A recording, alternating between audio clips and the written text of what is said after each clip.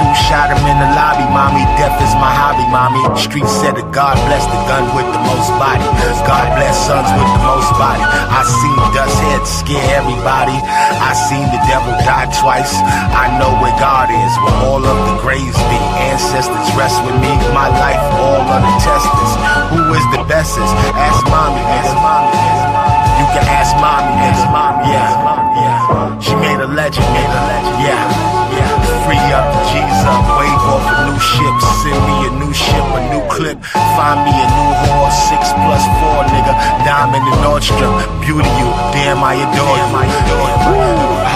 Like let me spoil you, I'm so royal. Spill all my oil, olive juice, olive oil. Shining through the maze, looking for you. Here comes Johnny 2, shot him in the lobby, mommy. Project shit. Death is the hobby. God bless the gun with the most bodies. God bless son with the most bodies. I seen the dust head scare everybody. I seen the devil die twice. Damn, I know where God is. Ancestors rest in my life. Test in my life. Test who's the best. Mama made a legend,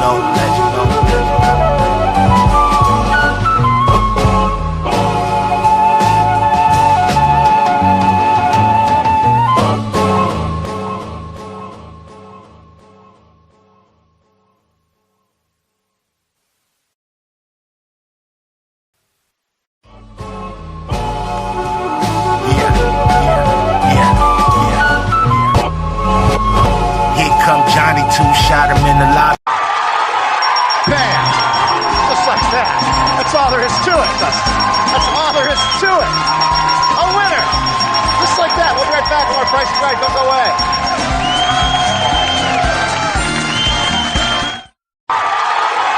Bam! Just like that. That's all there is to it, Dustin. That's all there is to it. A winner! Just like that. We'll be right back with more Price is Right. Don't go away.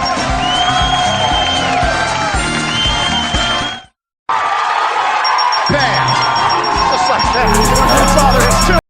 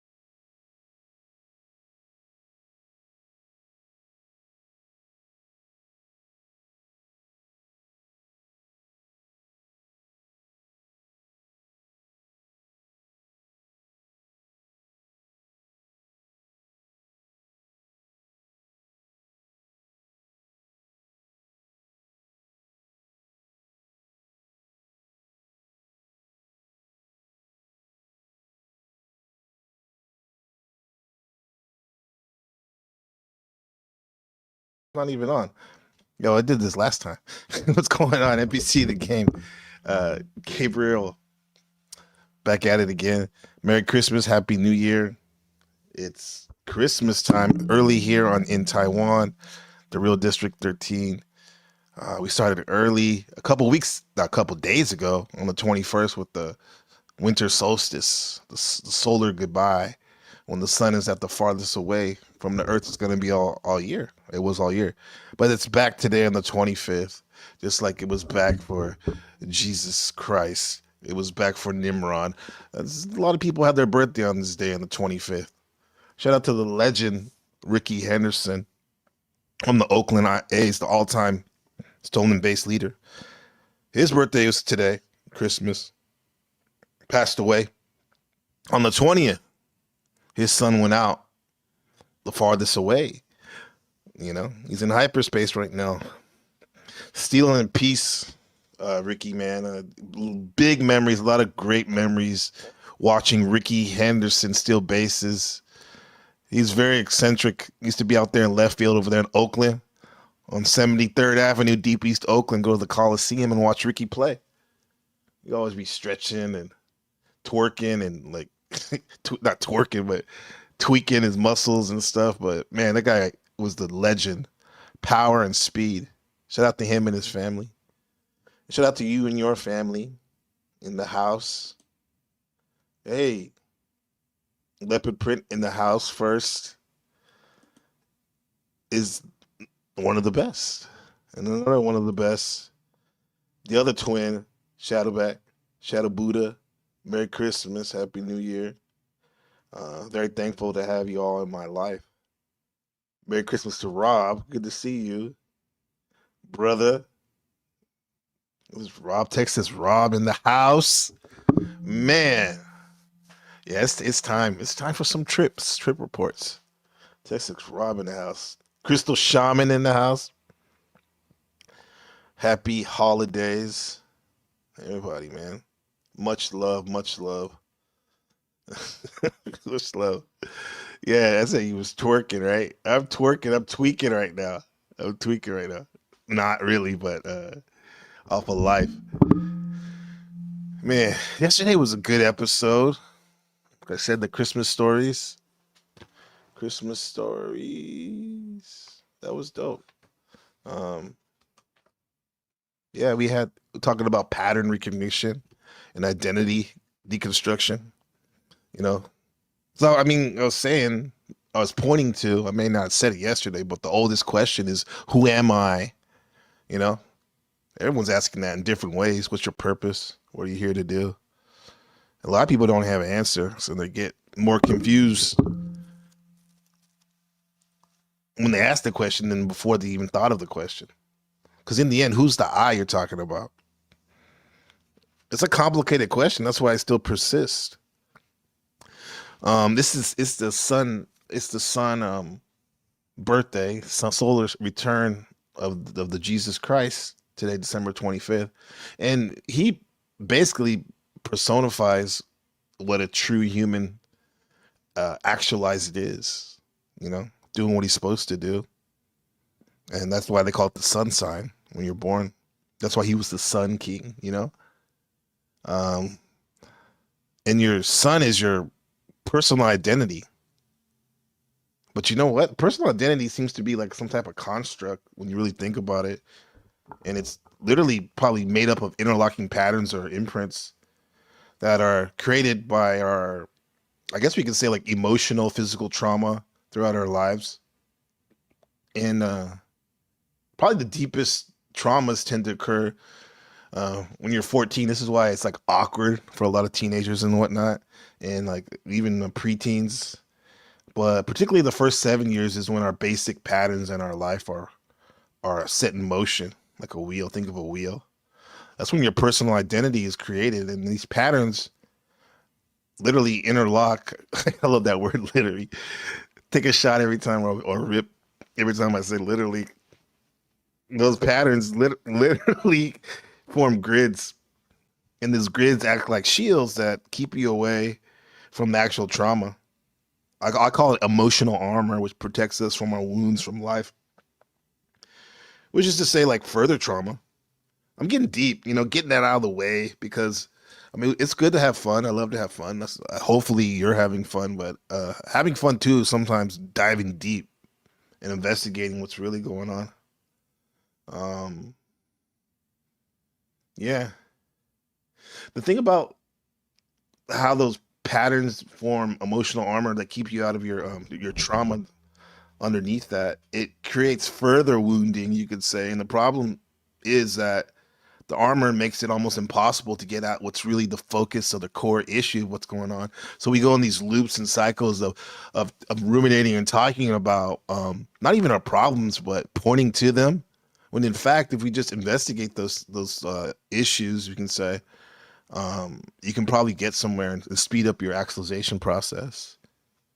Yeah, because deep beneath the armor, if you don't do some self inquiry, look within. Shout out to look within. Those those those wounds, those traumas tend to fester and bleed because of the lack of tending to them. And that's not all.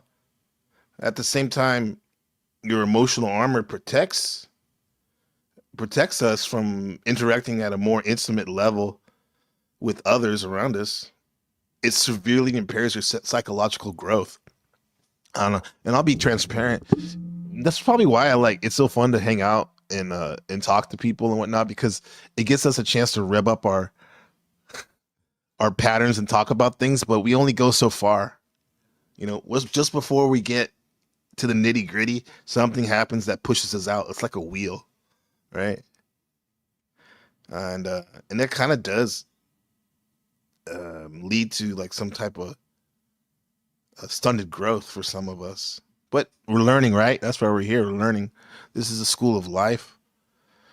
This is an amusement park where you can have fun and also learn and commune with people. Because literally when you don't, there's a shot for you right there, a bong rip. When you don't tend to issues and stuff, they just manifest in distorted ways. And I get the image of in Asia when they used to bind the woman's feet, make them cute and little feet because they had like a little foot fetish over there. So when they're an infant, they like tie up their feet and trying to make them narrow and small. What then ends up happening is they end up becoming like grotesque. They're small, but they're grotesque and misshapen, and they get hammer foot. Not even hammer toe, hammer foot. And and it creates this like freak show. And there's probably a lot of freaks around us sometimes, and we don't know even how to address it or acknowledge it, because once you do that, literally you probably put the spotlight on yourself if you're um, a somewhat inquisitive person to figure out what's really going on, and then you point your finger at someone else, your attention at someone else, their faults, but then you see your faults in them, which causes you to be triggered even more because you're not being honest with yourself and addressing those things. And no growth really occurs because you're not getting in there deep, you know? And in the end, which is the beginning, things end up distorted and it's almost like a crippling, self-repeating pattern. And those wounds they're chronic, man. We don't just smoke the chronic. The wounds become chronic and they almost become gangrenous because they're not treated. But you can do it anytime you want. You can journal. You can film your life. You can speak into a recorder and don't even have to show anyone, and just talk about the patterns you see in your life by, like, for example, like talking about your day, how it went, and what you observed and whatnot. Um, not really analyzing what you see, but just observing it and dictating it like you're a detective, right? Like I went to the store. There was a woman outside pushing the cart. It kind of looked like my neighbor, you know. And then this honeycomb cereal really stood out to me, and that bear not represent the bear caught my eye, and it brought back a memory of Christmas 2001 or whatever, you know. So you just put the facts down, and then later on, after like weeks of doing this, you'll see patterns in your life that emerge that you normally wouldn't see because you're so zoomed in. But when you zoom out, you get to see the whole picture of what's going on. So you do that journaling, for example, and one, you're seeing what your patterns are and what's serving you and what's not serving you, and two, literally, if you fucking do it right, you have a damn near autobiography of your life. Because the best fiction is 90% nonfiction. So, and then on top of that, if you have a working knowledge of mythology, which doesn't mean necessarily mean you have to read all this stuff, but you can watch movies and see the synchronistical connections between what your life and what's going on the screen. And if you know the old stories, which are all the old myths and stuff, you overlay that on your relatively mundane life, and you get like you get it lit. Your life becomes lit because instead of just being a brokey that is a garbage man, shout out to the garbage man in in Wichita, Kansas, you're um, Hercules going on the journey to fight the Gorgon. When in fact you're just going home to face your mom or your wife. You know, so yeah, so combining your observations of your life with a working knowledge of the mythical narratives throughout history that are actually happening now through you, man, your life becomes dynamic and whatnot. You know, that's how I see it. Shout out to Bear in the house. Bear from what's that movie? Uh, American Pie. Bear. That shit was crazy. Yeah. Yeah. Leopard print with the comment. These shadows can be intimidating, no doubt. Yeah, they can be. It takes courage to hit them up. To be real about it. NBC, you know how to rock that 40 ounce. Yeah, man, I was rocking that 40 ounce over there at DP Park. Pause. Dolores Park in the Mission with my sons. I say with a lot of compassion and wisdom because they taught me a lot too. But I'm sure I taught them a thing or two, you know, about what we're talking about, man. Because that's all I love to share about these things that help us bring the big picture stuff that's going on into our small picture, our life, which really isn't small. Daniel Wood with the comment. I'm new to this channel, but I just want to say Happy Christmas to you. Yeah, Happy Christmas to you, to my folks in the other side of the pond, and also Merry Christmas and Happy New Year. I love it. Good to have you. Yeah, shout out to you real quick. Some nostalgia. Um, we used to love to watch the California Raisins back in the day.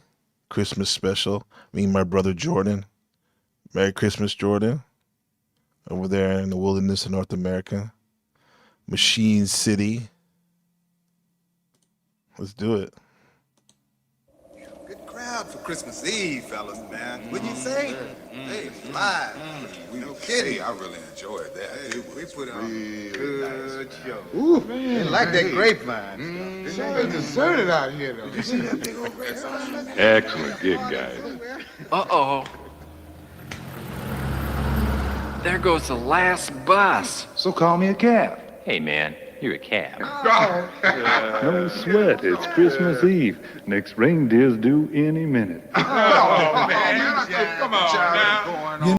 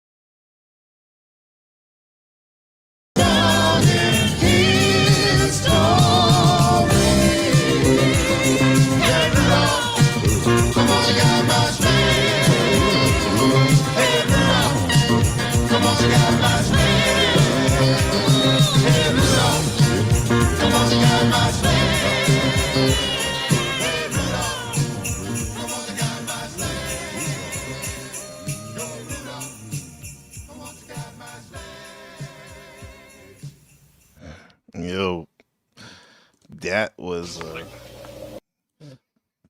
yeah, man. That was shout out to Jordan, my brother Jordan. Used to love watching that. Christmas Day, Rudolph the reindeer. We talked about that in the winter solstice episode on Saturday, my day, about how there's a lot of different mythology and stories about Christmas. You know, Santa Claus and whatnot. There's a movie about Krampus from the Netherlands, who was an evil demon that stole children with Black Peter, the Moor.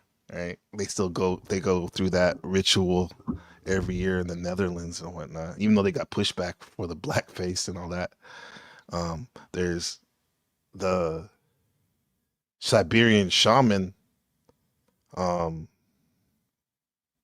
myths or even history in the written history that anthropologists have found that the shamans of the Siberian region used to, on the winter solstice, they used to collect mushrooms, the red and white Mario mushroom, Amanita muscaria, and hand them out to their clients, villagers. Right, they would go pick Siberian shaman would go pick the mushrooms from the underneath the tree that would pop up overnight, kind of like how you get presents, they pop up under your tree overnight. That's what mushrooms do.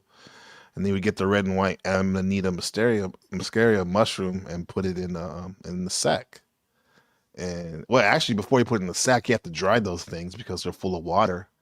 So you would put them on, he or she, if she's a shamanita, would put them on the evergreen tree in the forest till they can dry out, kind of like ornaments and whatnot. And while he was looking for more mushrooms, his sled would be pulled by reindeer, and the reindeer would be munching whatever they can find, peeking through the snow. And sometimes it was the mushrooms. That's all they can find as vegetation. So they would eat the Amanita muscaria mushroom and trip balls, or ovaries, trip ovaries if they're a woman. And then they would dance around and jump around and frolic. Some say it almost looked like they were flying and whatnot. And once the shaman, Santa, got his bag of shrooms, magical shrooms, he would go to the village, because the shaman always lives in the outskirts of town. The shaman is part of the community, but not really of the community. That's why he's able to do his work, because he works peripherally on the outskirts. And when you do that, you can see linear, not time, non-linear things happening, non-linear. You won't get necessarily pulled emotionally or even mentally into individuals' argument, because people would come to the shaman for domestic issues, like who stole the chicken, who's sleeping with who, if that's an issue, winning the game, where do we follow them, where are they going to be. And the shaman can like literally zoom out and look at these things from a bird's eye view, from you can say magical perspective, magic with the K, where you can see the whole picture of what's really going on when you're outside of the community, even though you know what's going on in the community, right? And then he can give his advice as accordingly. So the shaman would collect these mushrooms, these presents, in the sack, and be pulled in the sled by his reindeer that are tripping, almost look like they're flying. And they would go to the village, and the villagers lived in what they call utes, which are like huts. And it would be the winter would be in full swing, December 21st, December 25th. And any of y'all lived in the snow and blizzard area, how snow can like snow you in with your car, and even in Siberia, their whole door would be piled with snow, and they wouldn't. The only way into that yurt, the hut, the house, the crib, would be a Santa the shaman would have to slide down the opening, aka the chimney, to get into the house. And once inside the house, they would either pay him, or exchange, well, whatever, or maybe he would even do community service outreach and dose them with mushrooms and see what's not serving them. And they would do the mushrooms and kind of figure out, look at their patterns, like I was talking about earlier, in a very quick way, in a hyperlinked way. They would go to hyperspace and see what's serving them and what's not serving them, and then act accordingly for the rest of the year, hopefully. So that's one theory about the mushroom and the mushroom and Santa and the shamans. Comment from Shadow Buddha: it would be interesting to hear the wanking wizard on Krampus. Yeah, it would be interesting. Like, she's probably he could be sleeping, working. Matter of fact, I'll send him something. Thanks for reminding me. The good wanking wizard, aka Dimitri show. Justin, Merry Christmas to you and yours. And there's other stories. This is Merry Metaphysical Christmas Chat GPT AI app episode of NBC The Game Live. Christmas time, man. I know a lot of us have moved on. We're like, oh, Christmas is a holiday.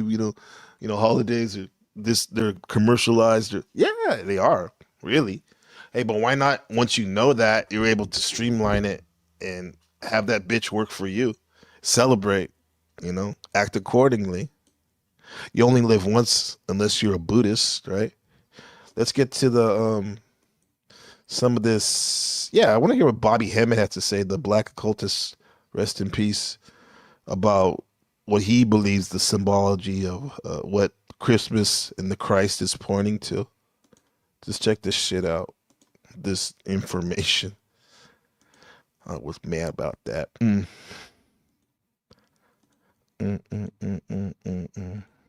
Energies talking about this shit.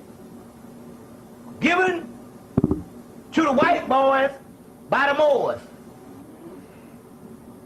And that advanced Masonic energy talking about this shit is called Santa Claus. And all the Afrocentric motherfuckers talk shit about and Christmas and all that because they ain't studied the occult. Santa Claus is a Moorish invention.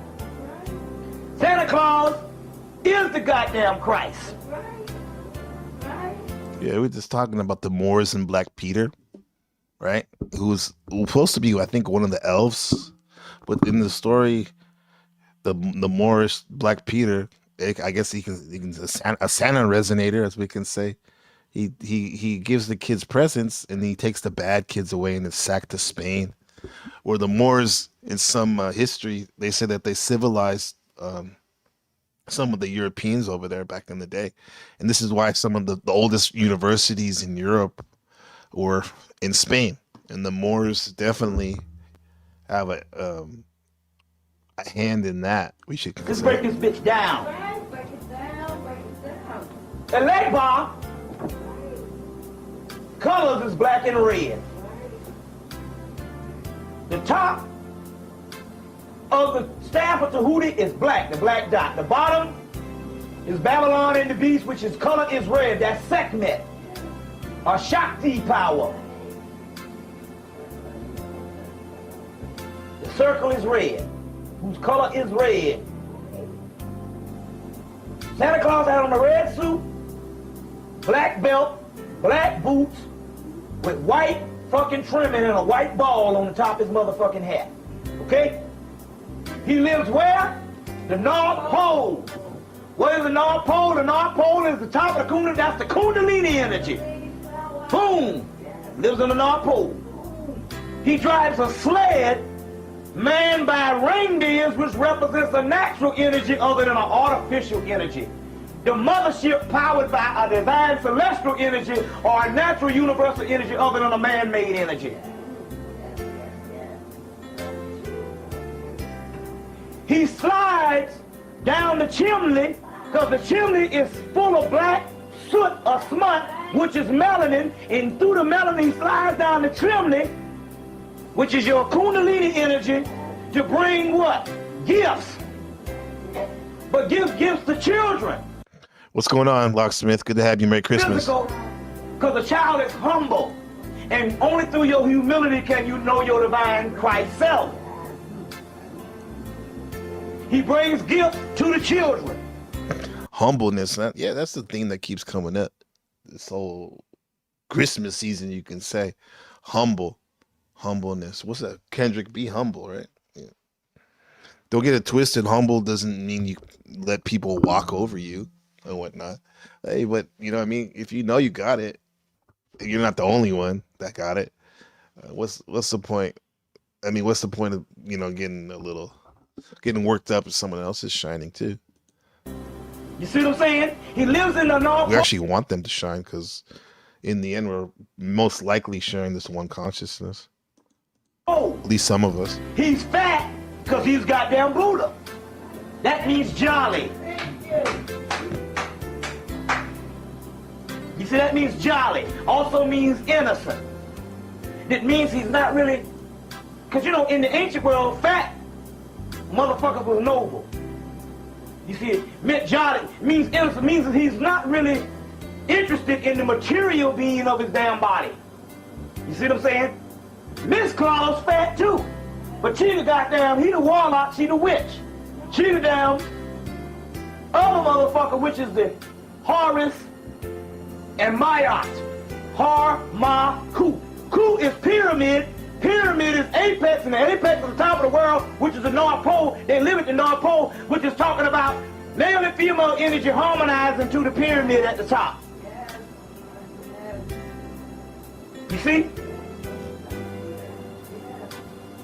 The original people on the earth was the Twa motherfuckers. His helpers are dwarfs, which is the Twa. The toys represent the jewels, the gift. The jewels is the diamonds in the rough, which is melanin, which is your soul, crystallized your soul. The jewels. But who produced the jewels? The dwarfs. That which was yesterday. The original man. Go get the movie Santa Claus. It's all up in that motherfucker. Talking about your damn illumination. He go up, the movie Santa Claus came out in 1990. He go up the damn North Pole. He said, who in charge? They say, your ass in charge. What you talking about? He said, read the damn label of the suit. He who wears the suit is in charge. You in charge. You get it? It's a metaphysical story. You see the metaphysical story means it's the inner workings behind the physical. This is why so many people throughout history and present day and probably forever as we know it will always take symbols and signs as some of the highest forms of wisdom and consciousness and just practicality, getting things done, being pragmatic, reading the signs and symbols. It's a story, right? It's a narrative. That's what I'm saying. Like even your life is it's a narrative.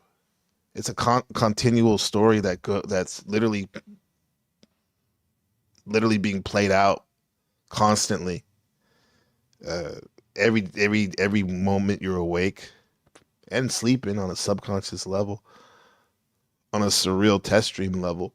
But your story is your story, and your language machine is literally spitting it out 24/7. So much content that you can run away with it. And if you don't from time to time check in with it, your narrative may be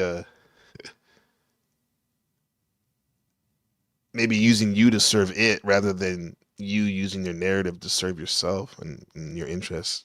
You know what I'm saying? A metaphysical story. You see, going around the world all at one time. Well, how can this motherfucker be around the world at one time? Because we are all the goddamn Santa Claus. So we are all around the Hey, good night, CFR Network, Brother Powell, Supreme God of the UK. Good to see you, bro. Happy Christmas. And yeah, and happy solar, solar. The solar season. Every day is a solar day. But enjoy your moon time, bro. goddamn world and simultaneously. So we do the shit at one time. Why at Christmas? Because that's the fucking winter solstice. You see what I'm saying? Which is also another form of Sirius rising. But Sirius rising in the underworld. Other than the outer world, which is what you call... Some of y'all that love Kundalini Yoga, which is a story, that's a narrative in itself of your consciousness hitting all the spots smashing your body in order to get to your third eye. Yeah, the story of Jesus is something that a lot of us were programmed into into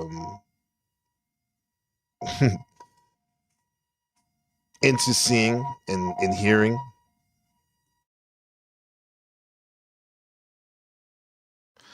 It's pretty close right there. Yeah.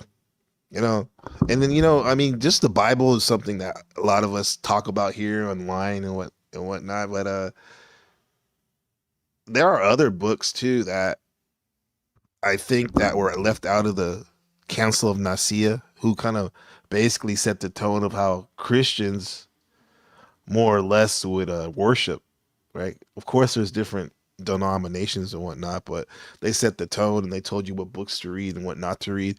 And one of the books the social engineers, they say that was left out was the Gospel of Thomas, which actually, when you read it, it makes a good case for a non-duality, meaning how reality seems like it's one without a second, which those ancient books, the Bible, Quran, and Torah, and even Buddhist and Hindu traditions, they kind of point to God as being the Most High. A lot of us, we don't know what God is or whatnot, I get that. But for some of us who want to pursue that inquiry, the non-dual way seems to be an interesting model to use. And if you read the teachings in the Gospel of Thomas, which is basically supposed to be Jesus's words, his teachings seem like they're non-dual, and but if you read the normal foundational books of the Bible, it's misunderstood because there's a lot of fluff and other things around it. But that Gospel of Thomas, it's obvious when you read it what Jesus said, that it's not what others are claiming about him.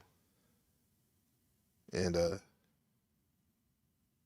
what is that verse from Luke 17:20, verse 21? The kingdom of God is within you. I like that one.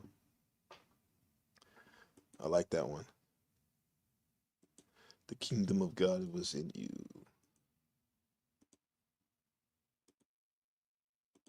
That's what his body has. Greek terminology for soul. Simple. Your soul, when it illuminates, it becomes the Christ. It's sleeping in a manger. Where's a manger? A manger is where shit is. Well, in the bottom of the gastrointestinal tract is a little invisible seed in your root chakra, and that's where your soul is, up under the shit sack. And when it rises to the pineal gland in the third eye, that's the Christ, the Christos, the anointed one. With the crown chakra opening up. These are metaphysical terminologies. This is when they're talking about the Kundalini Yoga. It starts at the base, your root chakra. Rises in your root chakra, and that's where your soul. But the gastrointestinal tract is a little manger. Where's a manger? A manger is where shit is. Well, in the bottom of the gastrointestinal tract is a little. Your large intestine, small intestine, right there. And there is cultures that say that's where the soul resides, and it's supposed to be, it's boundless, right? And the body encapsulates it, kind of restricts it, some people think, in order so you can enjoy and learn in the 3D reality.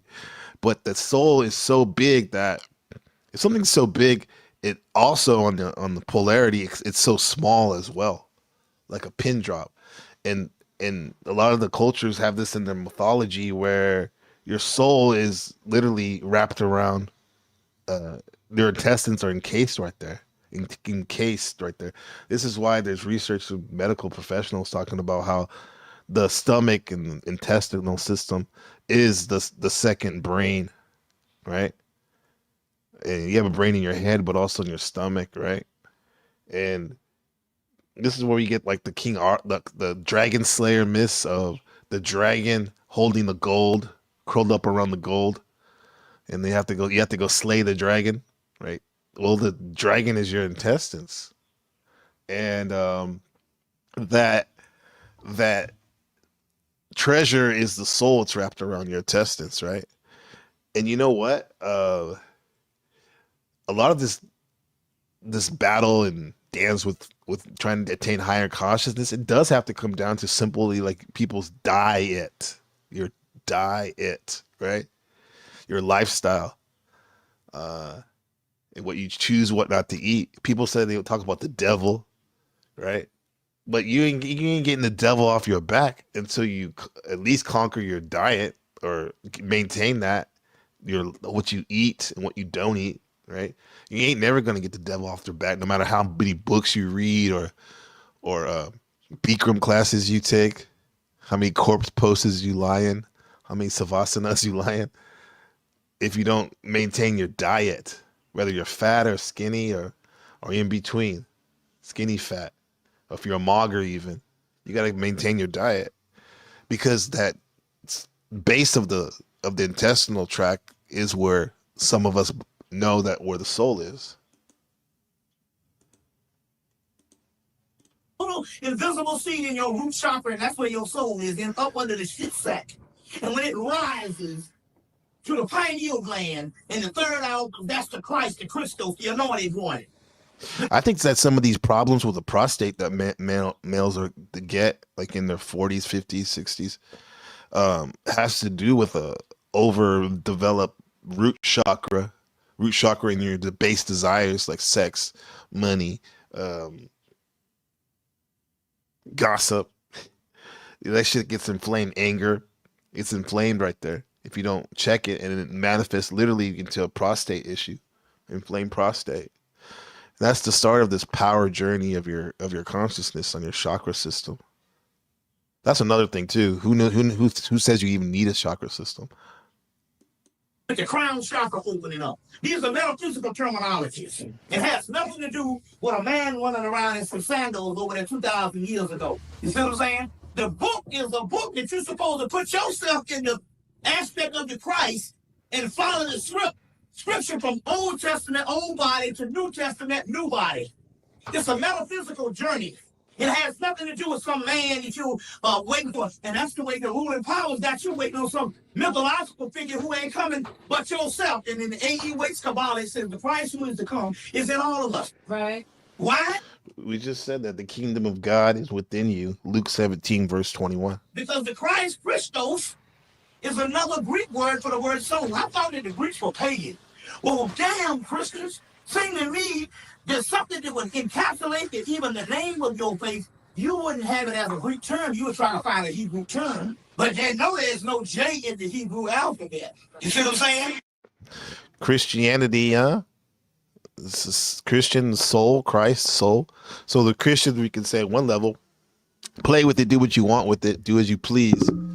Do an experiment of looking at it as soul. People who are worshiping or in the mode of soul, the soul, soulanity.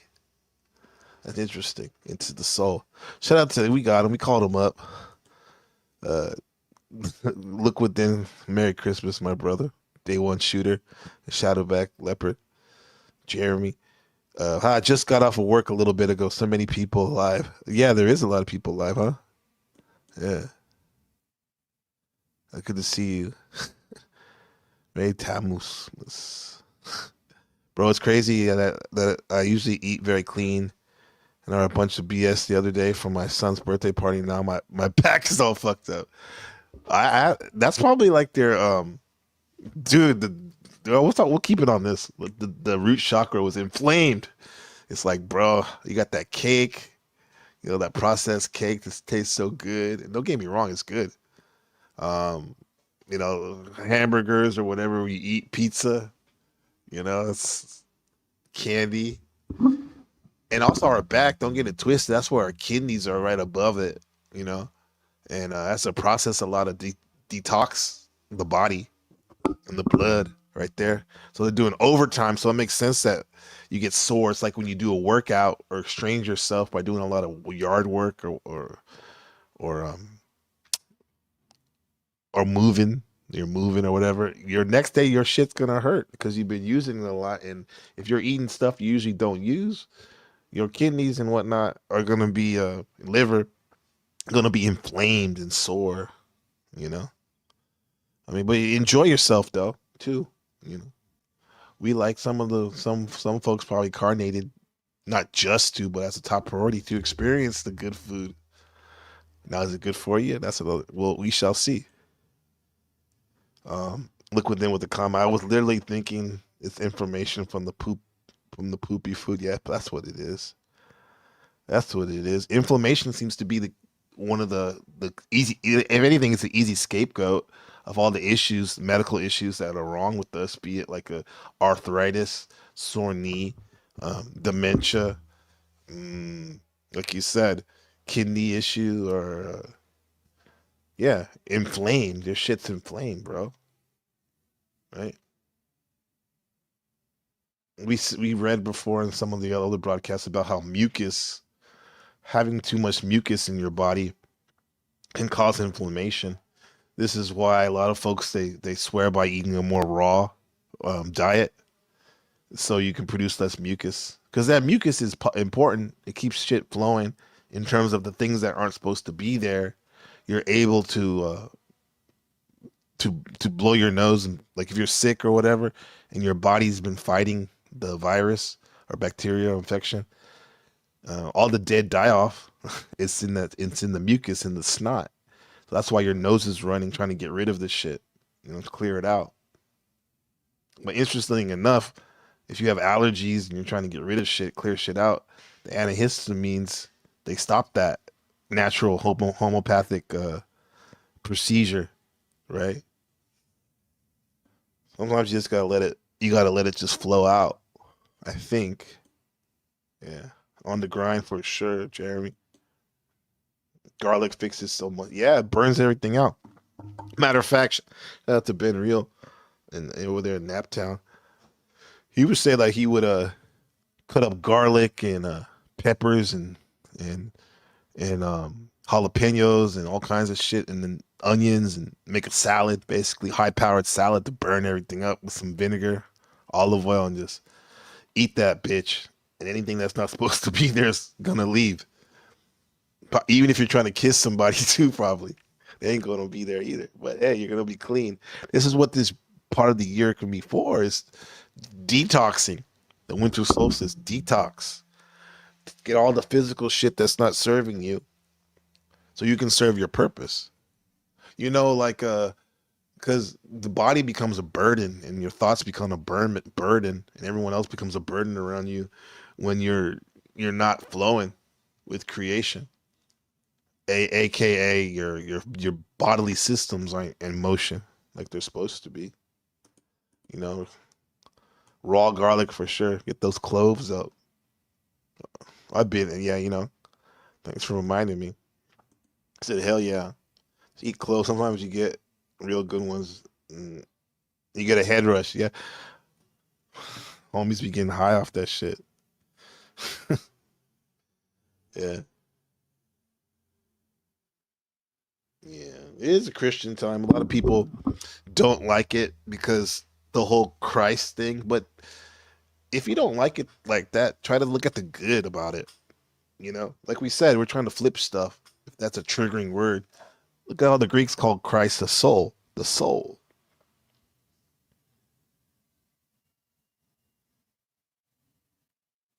Yeah. Remember Ozo was telling me about he used to argue with his pastor. I'm sure that didn't go over well. Yeah. They just give you the company. You ask them a question, a real question. Where do you go when you die? And they just give you the company line and move on. Keep it moving. The golden rule. That's it. That's where it's at. Um, treat others like you want to be treated. That Bible is high power, though. It is definitely high power. I think that the Bible is a metaphor to make humans understand stuff better. But it seems as though like whole religions have just took that literally and controls people, try to control people all the time with it. Because there's like shout out to Shadow Buddha in the Buddhism, under the Buddhism Act. There are many paths, different paths you can take, but there's only one direction back home. The soul seems to be a constant push and pull of trying to get back to source energy, aka God, and then also trying to pull away and be an individual. Yeah. What's the definition of a soul, I wonder? Tell me what you think in there. Yeah. I'll give you mine. We said many paths, one destination. What's the destination though? Where are we going? Who's the I? I always get back to that. Whenever you get stressed out or whatever, you say, "Oh man, I'm depressed." Who's the I that's feeling? What's the I that's feeling depressed? Think about that, my nigga. That shit's crazy, dog. Shout out to Marathon Kev in the house. NPC with what's up, brother? Jeremy, look within, Lord Leopard, Buddha. Yeah, what's up, man? Thanks, brother. Yeah, what is a soul? Yeah, is it a collection of all the hopes and yeah, and the memories, the experiences that got you here, or and also here, if you believe in the another life, past lives, is it?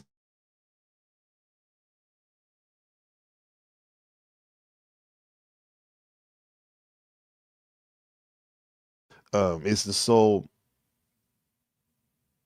the awareness before you got here on the other side, where you co-created with the Most High, your destiny and your life? You wrote it out, like Nas said, "It is written." What's really going on? That's the question. Shadow Buddha reminded me that. What's really going on? Yeah, I mean, let's chop it up. They're welcome to come up and build or destroy. Mm, oh,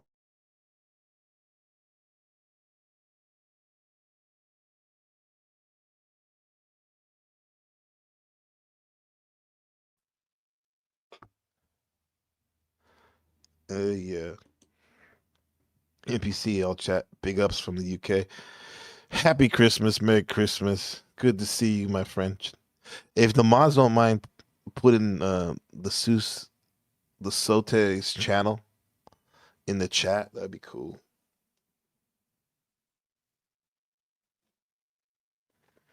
Yeah, we could. You know what? Like one without a second. And this is what the non-dualists when they're pointing to when they talk about God, the Most High.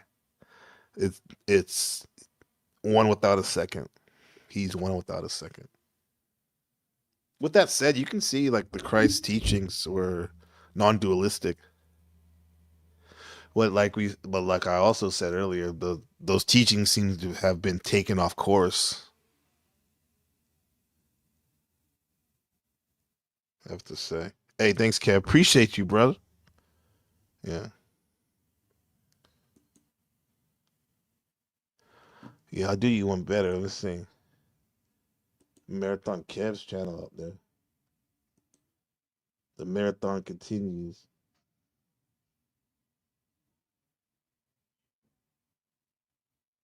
Mm-hmm. The marathon. It's always nicer when somebody else does it for you. That's a marathon Kev in the house. Check out his channel as well. Streaming on all platforms. Book of Gabriel, Test Stream, NBC Game, NBC Live, NPC. Yeah, we call it NBC the game because we literally made a video game, Dimitri and I, about a sheep named Dimitri waking up to his life as a conscious character, an NPC, a non-player character. Yeah. This channel definitely is a record for Benjamin and my son Benjamin and his culture of excellences. We're live from Taiwan and out of the trap forever.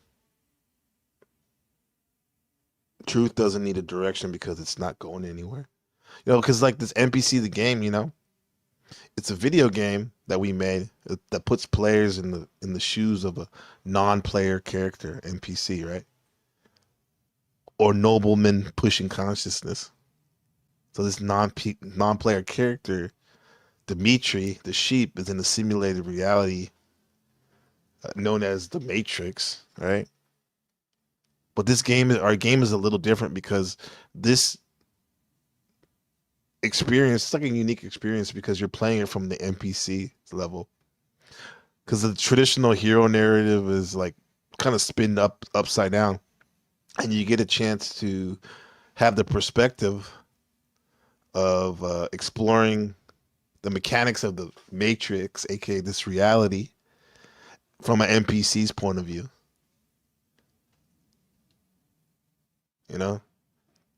You get to navigate the whole cityscape in this game, NPC the game, of the Matrix, interacting with other NPCs that are unraveling the mysteries that lie beneath the surface as well.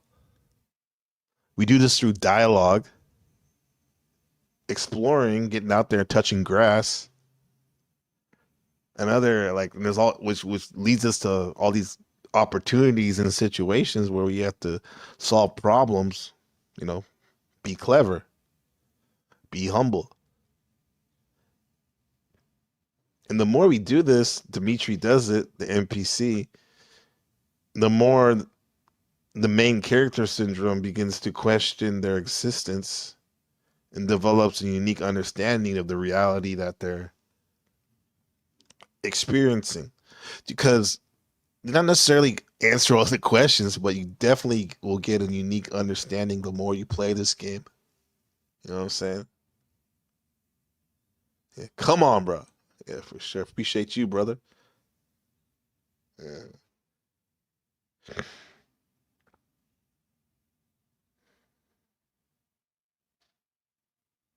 Yeah. Jesus, man. December 25th. Happy birthday. Some say it was Nimrod's birthday, right? But today's Jesus' birthday, right? Ricky Henderson, shout out to Ricky Henderson, born on the 25th of December. Steal your bases in peace, my brother. Passed away 5 days before his birthday, on the 20th, right during the Taiwanese winter solstice. My hero growing up playing baseball passed away.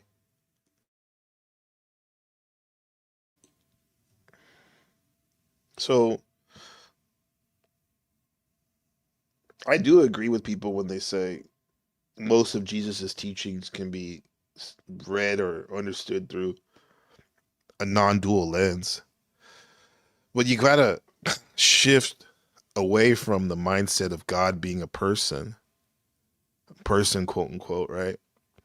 And probably think of it as the oneness non-duality points to, right?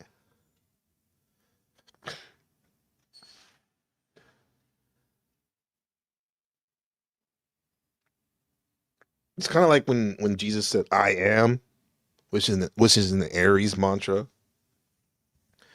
I don't think he was talking about himself. Jesus, the person. He was more speaking from a position of like total universal consciousness oneness. Because when you like read that statement from that perspective, for me it makes more sense.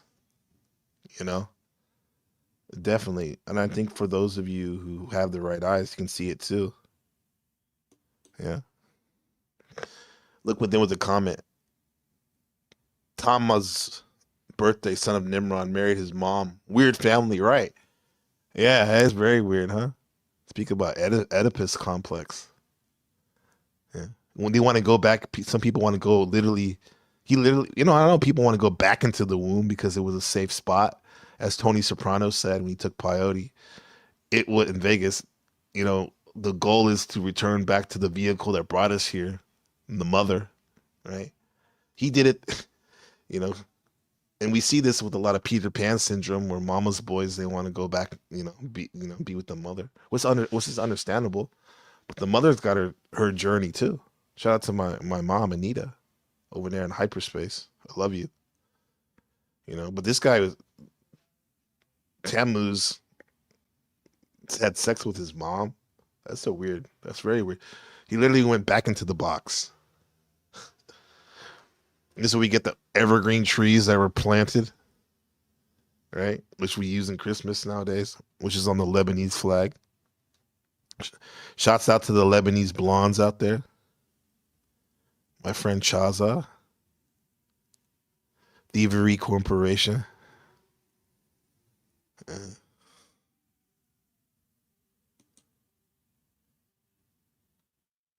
It was a comment from Look Within. You ever try remote viewing? That's funny you say that. Recently, I got a reading from the Supreme Creator. And I believe he uses remote viewing in order to pick people's past lives. But yeah, it's something I'm working on, definitely. But you got to put yourself in a meditative position, I assume, and which means just super relaxed, so you can go find whatever you're looking for out there in the ethers. That's what remote viewing is. You're looking for something or somebody. That's what the shaman does when he was locked in, or he or she's locked in. Yeah. Have you ever done it before? Anyone ever done it in the chat? I don't know. Comment from the Sotai. We are dancers in vibration. After I see the brains made in the lab, they are used for computing power. No stand by it. They think they're a butterfly. The brain in the jizz thinks it's a butterfly by input. What makes us different? Wow. Butterfly, November 10th, day of the metamorphosis, my birthday is butterfly.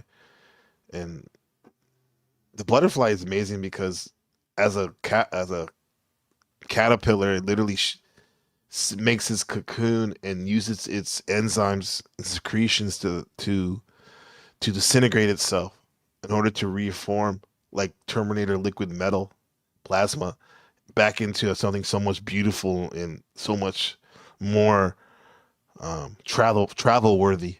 A butterfly with wings. This is soul journey. Sounds like the soul journey. Thanks for bringing that up. Uncle Fatty, what's going on?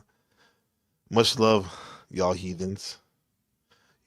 Heading to the clinic. Okay. Grandbaby on the way. Be excellent to each other. Party on. Yeah, man. It's not like the second or third one of the season, Uncle Fatty. Congratulations to you, grandfather. Fatty in the house. Always love. Yeah. The marathon continues. Shout out to Kev. Yeah, Uncle Fatty with the love.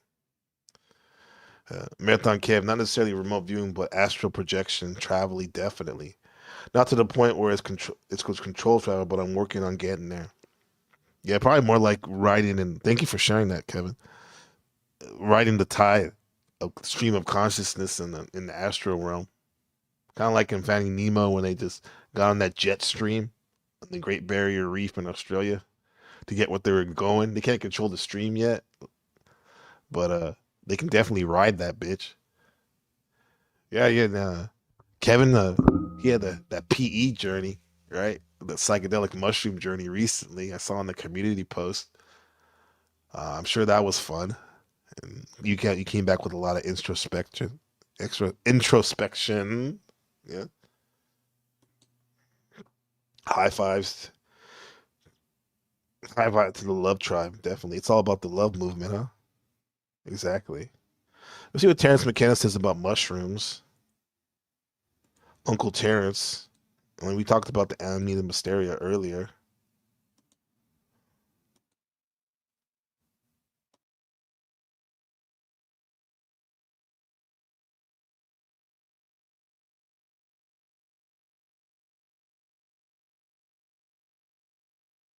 And it's a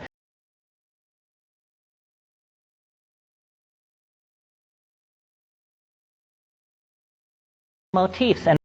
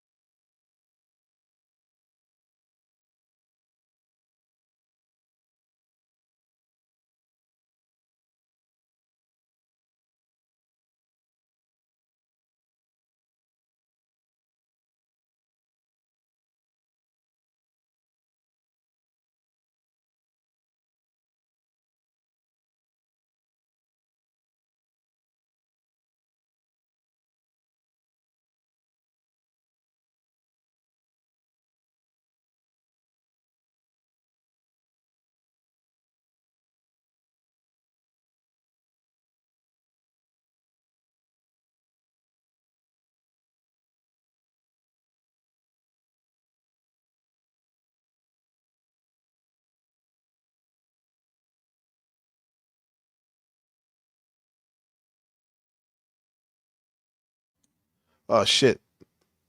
Okay, you couldn't hear me this whole time. Thanks for telling me. Did he see? Uncle Fatty said it. Okay, he said speak up. But literally, Kevin, I appreciate you both for telling me. Yeah, that's cool. You actually literally said it. Fuck. That would have been all bad. Yeah. That's beautiful right there. You don't know how much that's mean. There's been times where there's been people here or no people here where I've been given like some feel like I'm spitting fire, but this shit was not even on in the studio or was on mute. So I appreciate that. Universe God is telling me, yeah, you know what? Just slow down for a second, brother. You don't need to yabber on so much sometimes. Yeah. Shout out to Kevin. Thank you. You guys are awesome. I don't know how long that was. Probably since I played the video. Yeah. What are we saying? Let me show this. I made this video for y'all. And it's fun to express yourself. Give back. Give some gifts through your art, my medium's video, and streaming. So let me tell you about Christmas and music. Tell me what you think. This is called Santa, the Mushroom, and the Consuming Negro. We'd like to discuss Santa Claus again for a moment. This mysterious old man somehow got himself intertwined into the Christian celebrations of the birth of their deity.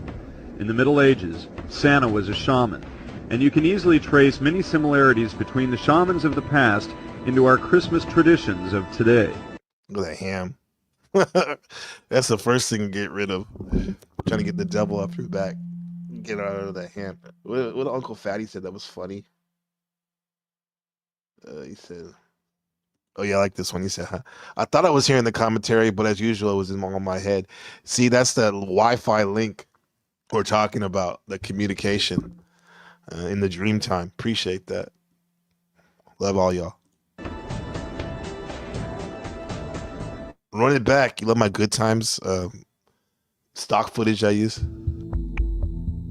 This is Jan Irving speaking from Gnostic Media, who literally was the biggest psychedelic presence on YouTube and social media back in the day. He dosed, actually, he's the one that introduced Joe Rogan to DMT. And Joe Rogan introduced millions of people to it, if not billions. And you have to say, Jan Irving, even though he was a psychonaut to the extreme, a godfather, he literally went 180 and now talks about against psychedelic elitism and about how psychedelics can literally that there's forces behind that took a natural tool and twisted it. And I don't even think he does it anymore. He's an ortho bro now, Orthodox brother, Christian now. We'd like to discuss Santa Claus again for a moment. This mysterious old man somehow got himself intertwined into the Christian celebrations of the birth of their deity. In the Middle Ages, Santa was a shaman, and you can easily trace many similarities between the shamans of the past into our Christmas traditions of today. A shaman is, in many ways, similar to what we more commonly refer to in America as a medicine man. In Siberia, the local shaman was the oracle of the community. Nothing of importance happened in the community without the okay from the shaman.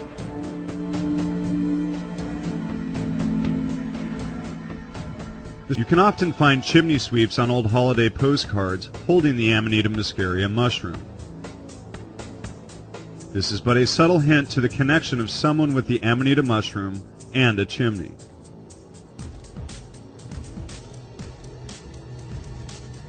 The ancient shamans of Siberia would go to the houses, huts, or yurts of the people in the community in celebration of the winter solstice and bring them these pre-dried mushrooms and often guide them through the experience.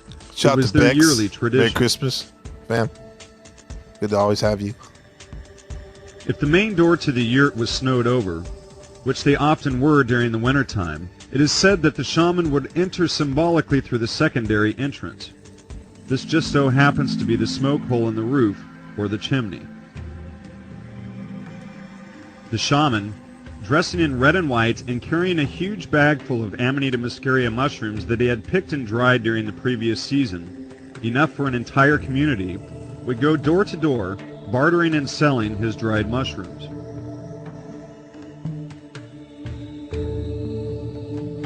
And how would Amanita muscaria mushrooms go through a chemical process called decarboxylation as they dry.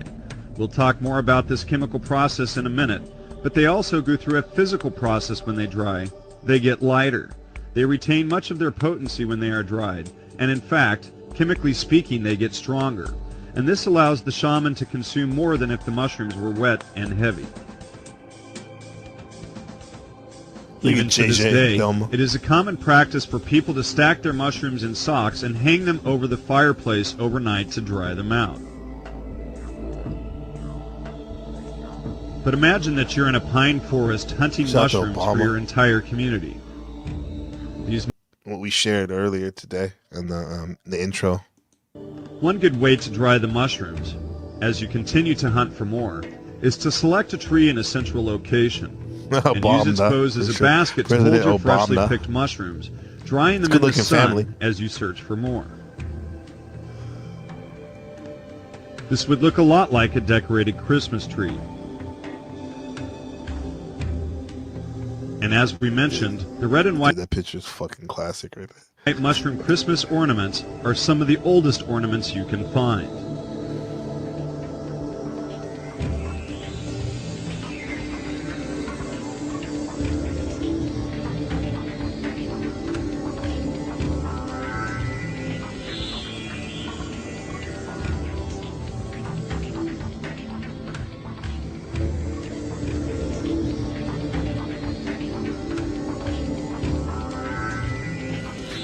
I had to go off on this next one. Little Run DMC, Christmas in Hollis, Queens. Shout out to my family in the Queens right now. We see you. Since I'm here, I'll give the director's cut. There's a theme. It's called Santa, the Mushroom, and the Consuming Negro. And this Negro is not just someone who's quote unquote black. That's neutral. It's anyone who's neutral, man. And a lot of people that are neutral go for anything. You stand for nothing, you fall for anything. And the over consumerism is definitely something that the natural unification that the season of Christmas, that day, December 25th, usually brings, has been co-opted to overconsume. Don't get me wrong. Let me know what your favorite gift was growing up, what you got.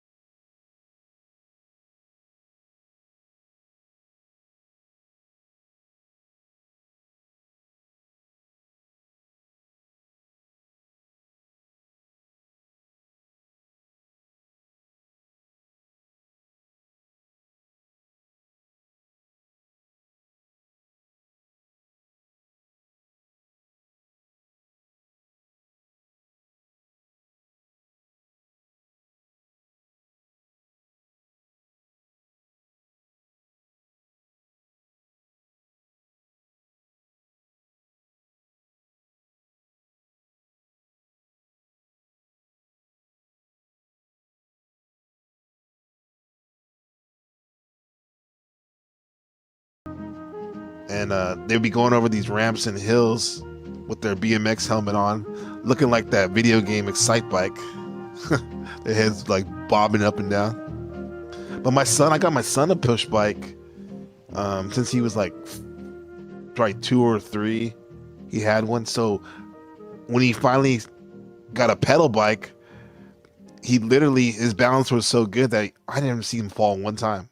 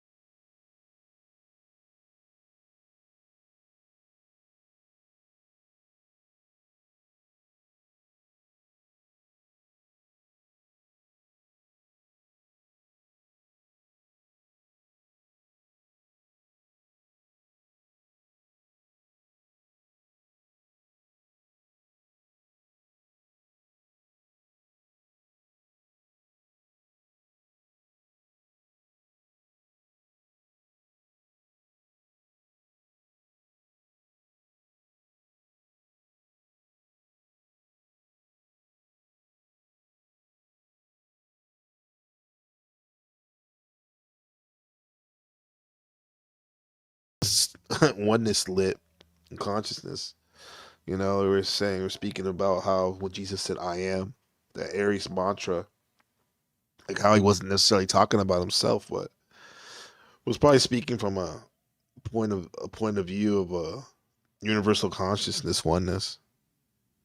Because when you read the statement like that, from that perspective, it makes so much more sense than seeing how non-duality was part of his message, right? But one of the interesting things about some of the Christian non-dualism is that you really have to let go of that past humanization or personification of God and ignore some of the writings that totally misrepresent what Jesus was saying. And that's something that I think it's hard for folks that were programmed hardcore onto that to really look outside the box from a more of a pulled back narrative when it comes to that. The Hindus actually use the personification of God to their benefit, and especially when they're talking about Krishna, the supreme God head, or the personification of God on earth, the ego manifested right there, right? But I think it was trying to be done with Jesus, with the Jesus narrative.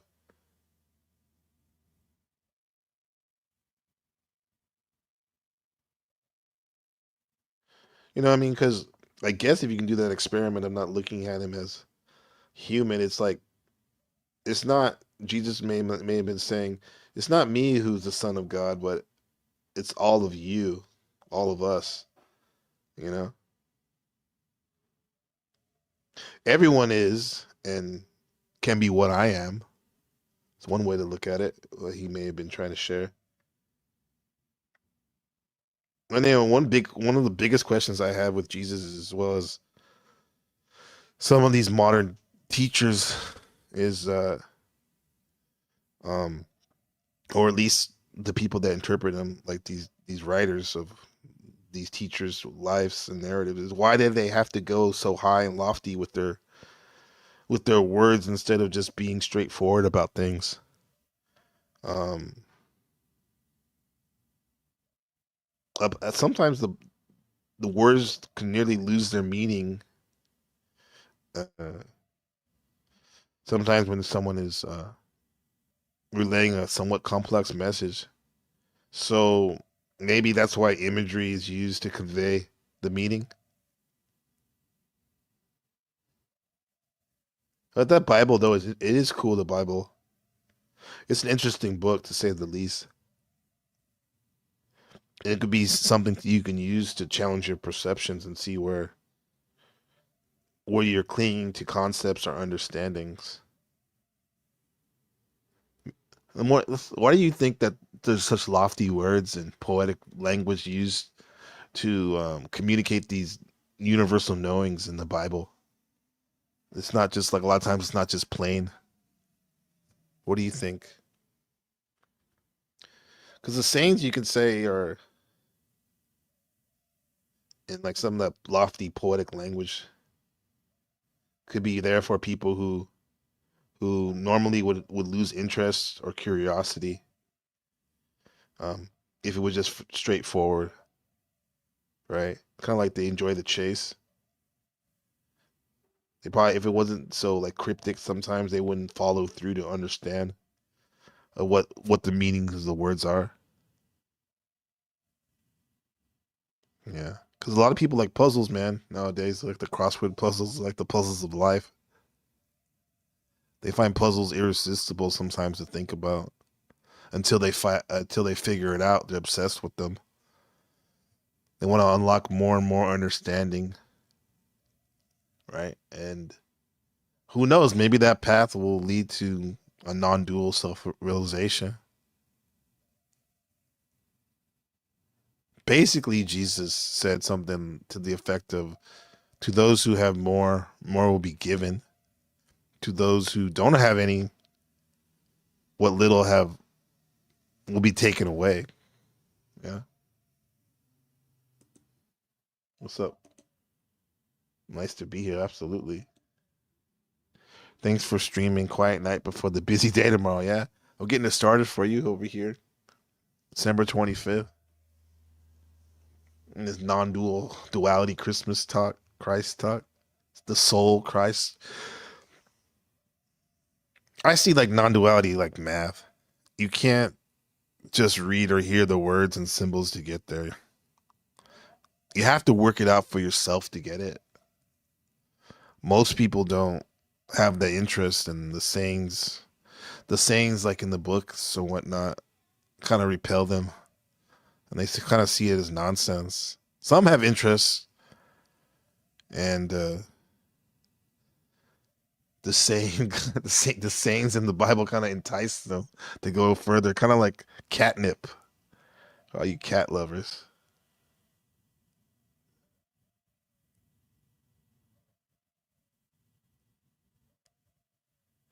Because you can tell someone that they're the fabric of eternity all day long until you're the blue in the face.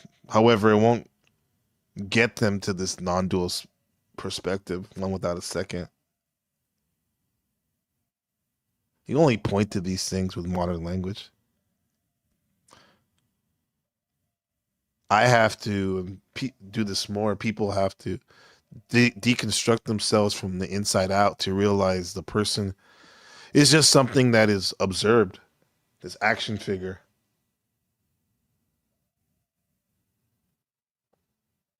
People have to deconstruct themselves from the inside out to realize that the person is just something that is observed. I'll say it one more time after I read this comment from my good friend Dino, my brother. NPC Gabriel the Game. This place relies upon renewable energies and you are it. Wow. Holy crap. That is beautiful. That is beautiful. Thank you, Dino. As are you. We're reflecting each other. Because you got it. You got it. Bam! Just like that. That's all there is to it, Dustin. That's all there is to it. A winner! Just like that. We'll be right back with our Price is Right. Don't go away.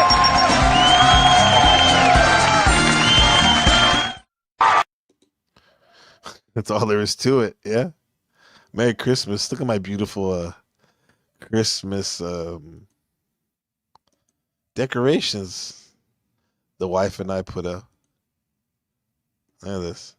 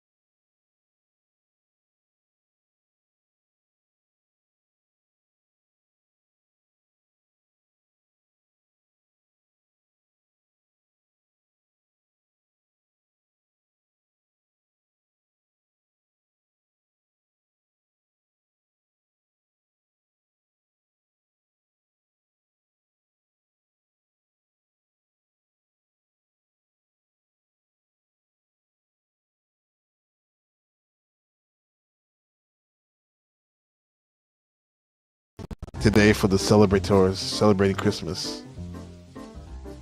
Let's celebrate Gretchen, yeah? I like that. To you and yours, Dino. Much love.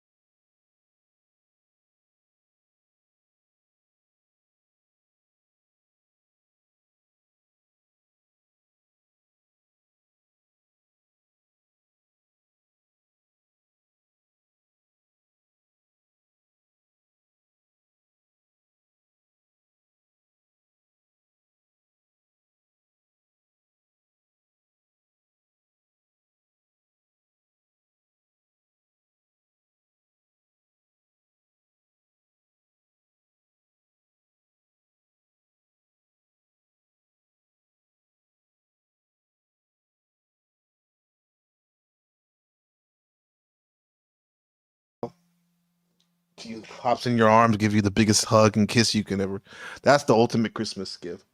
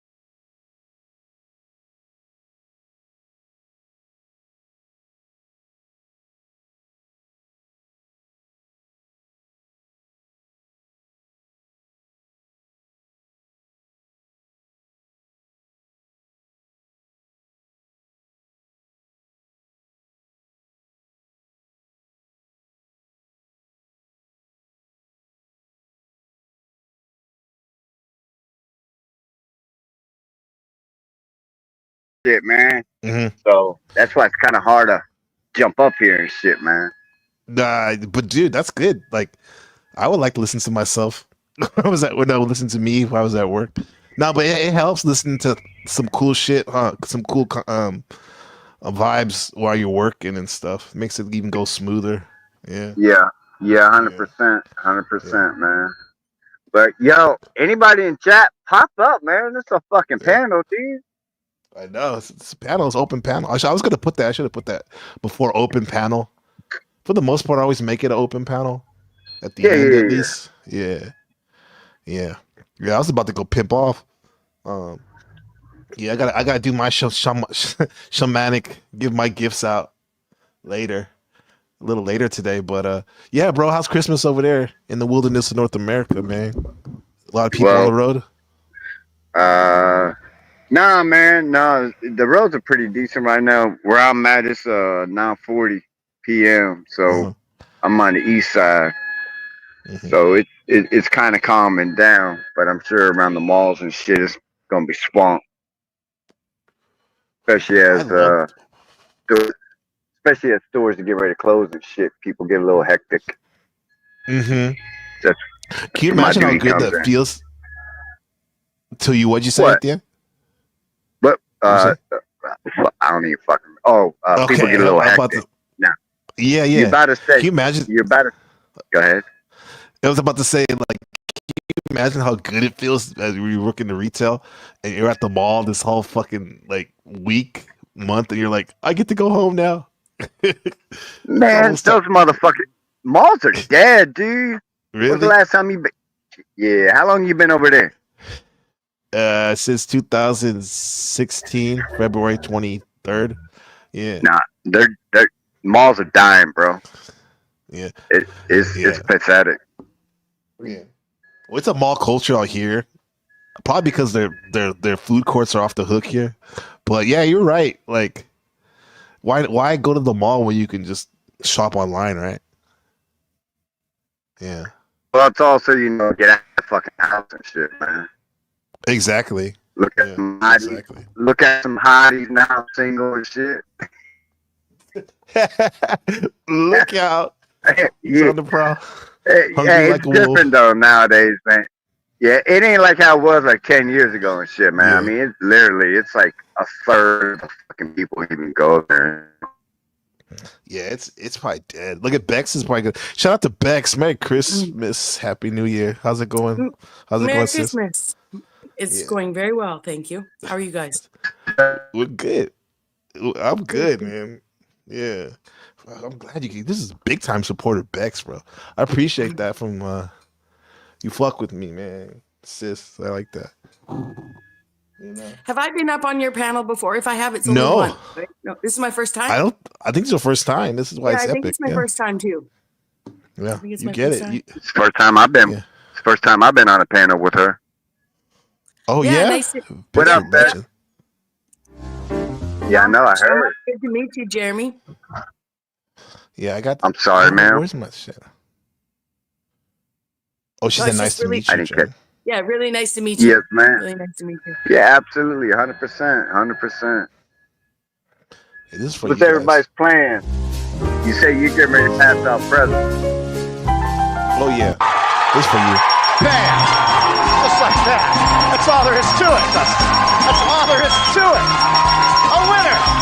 Just like that. We'll be right back on our Price is Right. Don't go away. Bro, that's so nostalgic for me. Well, I mean, even though it's Drew Carey, not Bob Barker. The Price is Right. Are you kidding me? Yeah. But yeah. So yeah, I got some stuff. I actually gotta edit some essays from some students. Not essays like homies from the Vardio. Yeah. But some literature essays. Orderly essay. You know what? Somebody I saw Flow State was reviewing the Christmas stream I had. Well, the winter solstice was Provo, and Caucasian Sasquatch was up there, and he asked him, he's like, I don't have a question, is NPC's first language English? I'm like, what the fuck? Nobody's ever. Is that like a backhand compliment or this? Or Yeah. Sasquatch is cool as shit, man. No, I like him. He's come up here a couple times, but I really like. I fucked up in a second because I don't know why. I don't know if I was trying to make him a mod or something, but I accidentally blocked him for a couple weeks. I didn't even know because it's kind of like in the studio. It's kind of close by where you can make somebody a mod or block them. So I think I don't know what the fuck I was doing, and probably was late. And I put him in block. And I discovered it a couple weeks later. I'm like, that's why maybe he hasn't been around because he was coming on here for a minute. I was like, fuck, man. I was going to say two things. One is Caucasian Sasquatch probably was just trolling, right? Oh yeah. Yeah, because he's so good at that, you don't even know he's doing that. People would be like, "Oh, that's a stupid question." He knows exactly what he's doing every time he says almost anything. I think, but that's just since I heard him sort of give his history of how much more trolling he used to do when he was a drug addict. So, oh wow, he's pretty internet savvy guy, right? Yeah. So, as much and so comfortable on screen that I think those kinds of things are just to see if he can get a rise or a laugh out of everyone. But I don't know. No, he did. He did. And I appreciate you explaining. I had a feeling he was just, he's because he saved himself too, because he said that. And then he said, "Oh, I don't know, because whatever it is, I'm intrigued." Like he wants to know more about my origin story, I guess. And it probably also amps up his being a monolingual person. Like I think if anything, he's playing the whole I don't know, I just speak English, right? Like I wouldn't know, But that's just my guess because he tends to be someone who can really kind of like Benton-esque in a way more casual manner. Say things that'll speak to both sides of the audience. Mm-hmm. Benton one time said to me, was talking to me and sort of, we get along well. We had lots of conflict content, but, we'd spend a lot of time talking. And one time he was talking to me and he said, if you, sort of sandwich this, Bex is unteachable. Yeah. And it was so smooth. He's so good at it that to me, and to anyone who supports me, that just was it was a kudos to my intelligence, right? Yeah. But to anyone who couldn't stand me, it was straight up, she's stubborn and stupid and unteachable. You know what I mean? He's very politician. We're so polished. I love that. Right. Right, because you take what you will from that comment. Well, and both sides will hear what they want to hear and see it through their lens, right? So, and the good point is they're going to try to investigate you in a good either way, Bex, which is good. And that's what you learn on YouTube, right? I don't know if you know the Bex lore, but I really did. I was up against a lot of pushback when I came in, and I also pushed back against that pushback. From the moment someone would edgelord me, I didn't even know what edgelording was, and I would edgelord back. So take it to the next level, huh? Yeah. Edgelords, dude. Edgelording has become we need to come up with another topic because there's so many. Edgelord used to be like a rare thing, kind of like a Sasquatch. You would see here and there, but there's so many of them nowadays. Mm-hmm. Yeah, I've never even heard of that. Speaking of which, it might be the appropriate time. I was thinking what kind of Christmas avatars I might have, but I only have this one Christos made for me. You see that? Oh, man. Steven, man. My mother gave me that name. Yeah. We'll live up to it then, Steven. Yeah. That's good. Or we could put this little one in. Bextra small. That's cute. Little Bextra small. Yeah, I like that. Hey, we probably can meet up. Wait, where's my baby picture? Do I have it up here? Oh, I have to drop everyone down, but for a second, hold on. Let me see. I'm on my boomer as shit right now. There you go. Let me see.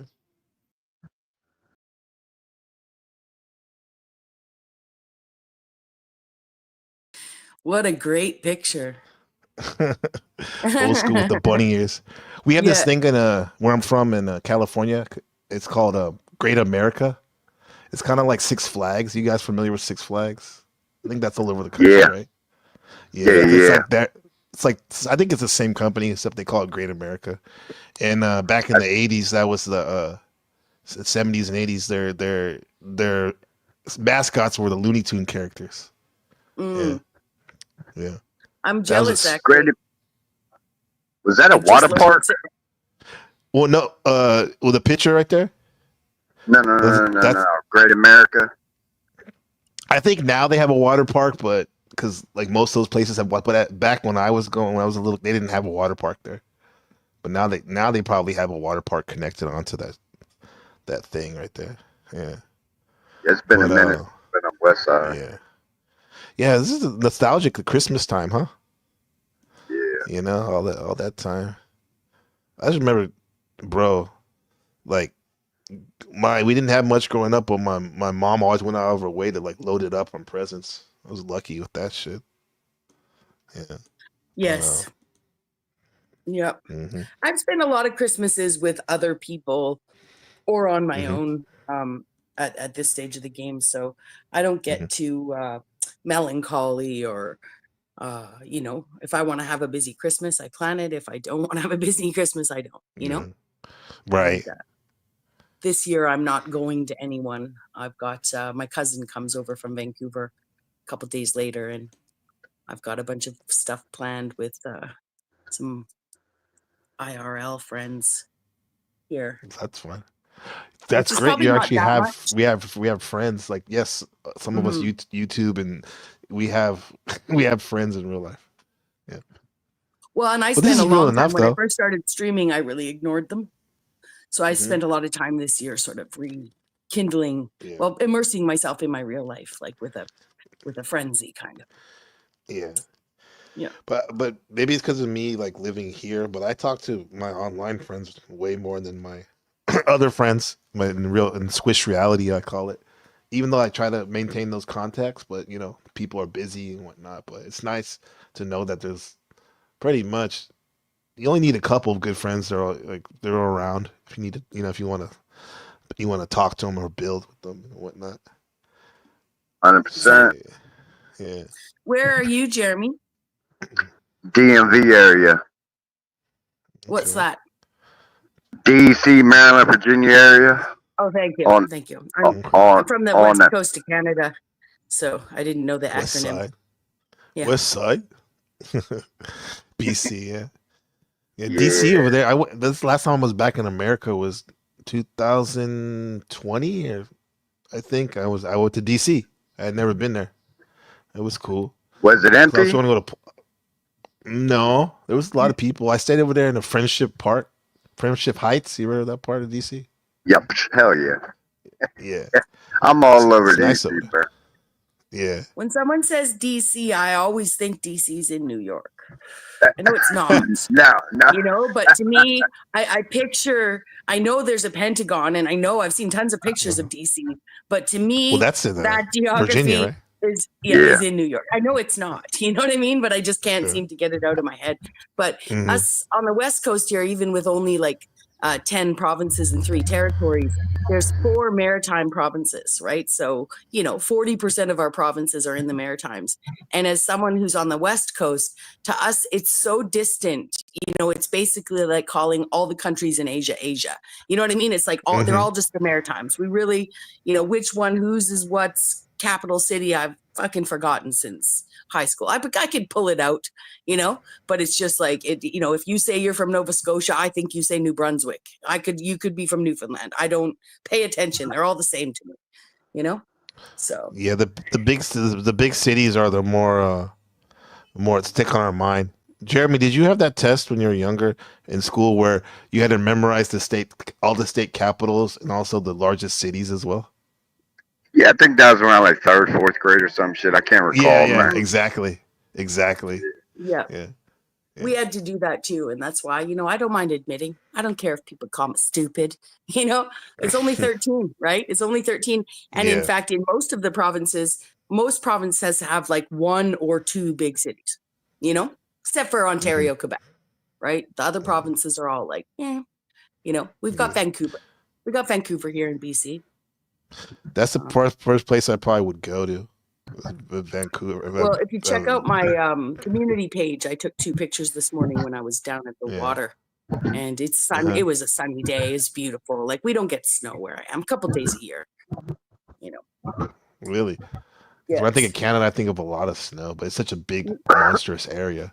Very Well, and I'm on an diversified a little island. bit. You know, I'm on Vancouver Island, which tucks down into Washington State. So I'm below the 49th parallel on the ocean. I look out across the water, and all I see is America. You know, I'm surrounded by America. Everywhere I look, you go the other side of town, and you look across, you see Mount Baker. That's America. Yeah. You know? Just right now, you're surrounded by America, Jeremy and I. How easy would it be for you to sneak over if you wanted to? Well, I assume I've got friends. I've got a friend an old friend. I don't hang out with him anymore, but I have a friend who's a captain of a sea urchin dive boat. And, you know, there's some ferries that go across. There's the catamaran to Seattle, which is a walk-on ferry. And then there's a drive-on ferry that goes to Port Angeles. I don't know how much gas it takes for a boat to get across. The catamaran to Seattle from here takes an hour and a half. It's not crazy fast, you know, like it's not, you know, but if the boat could carry the gas, I would assume that any port, you could dock on anyone's dock, right? I think it's more of most people go to port cities, and at the docks, there's a place where you can report coming in, I assume, you know, but I could also pull up to someone's private dock and just walk in. Yeah. You know, I would assume anyone with a boat can do that. Yeah, that was my geography lesson for one of my classes this week. Was I think Washington. Is it Washington? Yeah, Puget Sound area. Yeah, like that area right there in the up above Puget Sound, you start getting into the Juan de Fuca Strait, or the Juan de Fuca Strait, you know, goes straight into Puget Sound. And in America, and then Seattle is the biggest city, right? In the Puget Sound, the port city. I think so. Yeah. Yeah, I think so. Yeah. Shout out to Marathon Kev over there. Portland, I would assume Oregon, that Portland, Oregon is probably almost as big as Seattle. Yeah. I don't know, but Portland's a pretty big city. Marathon Kev's from that area. I can swear he's from fucking South Central though, Los Angeles. But yeah. But you guys with 10% larger population, you know, when you mentioned the Six Flags, was it? Six Flags. Just learned of Six Flags like in the last 2-3 years. I had no idea that you guys had amusement parks all over the country beyond, like, you know, Disneyland and Disney World. Oh, hell yeah. Yeah. The Disneyland, Jeremy, when you say that's stuff up here. We don't have that stuff up here. Jeremy, wouldn't you say that's like child's play, literally Disney compared to like some of these monstrous roller coasters? So theme parks. I mean, there's all different kinds. Like closest, yeah, I got 2 of them near me. I got Six Flags and Bowie. You don't want to go there. That's all like ghetto. there's like riots there all the fucking time. No bullshit. Riots. Oh my gosh. Dead ass serious, bro. But then you also got King's Dominion. It's not too far either. It's by Paramount Studios. But yeah, they're all over the fucking place, man. Here in America, yeah. I know, and I love roller coasters. Like we used to have what's it called? Wonderland in Ontario, and then there's like West Edmonton Mall has an indoor park. And I would assume that most cities like Vancouver has the PNE, Ottawa has the Ottawa X. So like all the big cities probably have some sort of park, whether it was still open or not, you know? Mm-hmm. But I always, anywhere I've ever gone, I just go on the roller coaster, like nonstop till the day's done. So I would love to tour the States and go on some, you know, big roller coasters. That would be like, I could be 80 years old and that would still be on my bucket list. Damn, yeah. Roller coaster is great because it reminds you you're alive in a controlled environment. It can scare you. Yeah. Remember like that? You hear that Bill Hicks where he talks about the world is a ride? Ever heard that? No. Well, the world. This is good. Watch. You'll like this. Bill Hicks is an amazing comedian. Rest in peace. He used to shroom, huh? And I think he died of some like liver problems, liver cancer or something, like in his 30s. Somebody in the chat was making some shroom honey. Oh yeah, Kev, Marathon Kev. I was gonna say it. I wasn't gonna say it. Nah, he posted that shit on I know, that I shit. He know. posted that on the community post. That was great. Yo, NPC just snitched you out, Kev. I was talking about it with them. Yeah, yo, dude, this channel, maybe not this channel, but my other channel that's simulcast right now, Test Stream. Dude, I have like over like 100 psychedelic trip interviews and stuff. You don't fuck around with that shit. We fuck with that stuff sometimes. I don't over here anymore, but Right. yeah, my friends do. Guilty by association. Huh? Shout out to Rocky. Merry Christmas. Here we go. Bill Hicks. The world is a ride. Oh, wait. Okay. Hopefully, he won't flag me on this shit.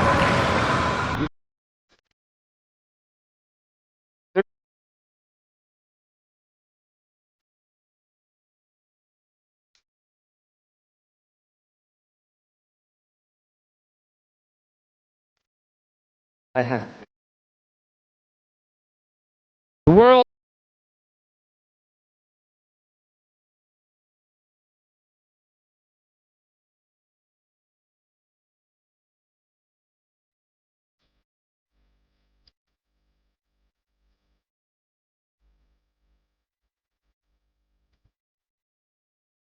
Other.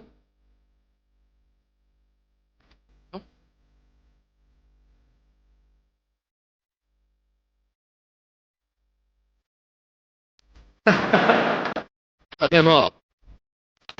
Get the fuck.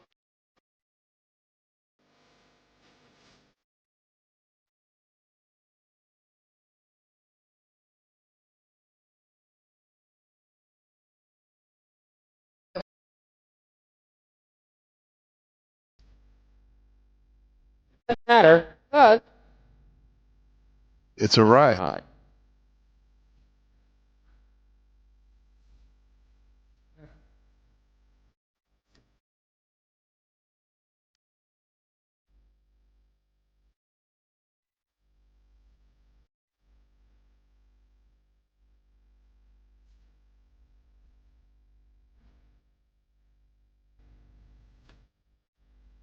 Think all that money we spend on weapons.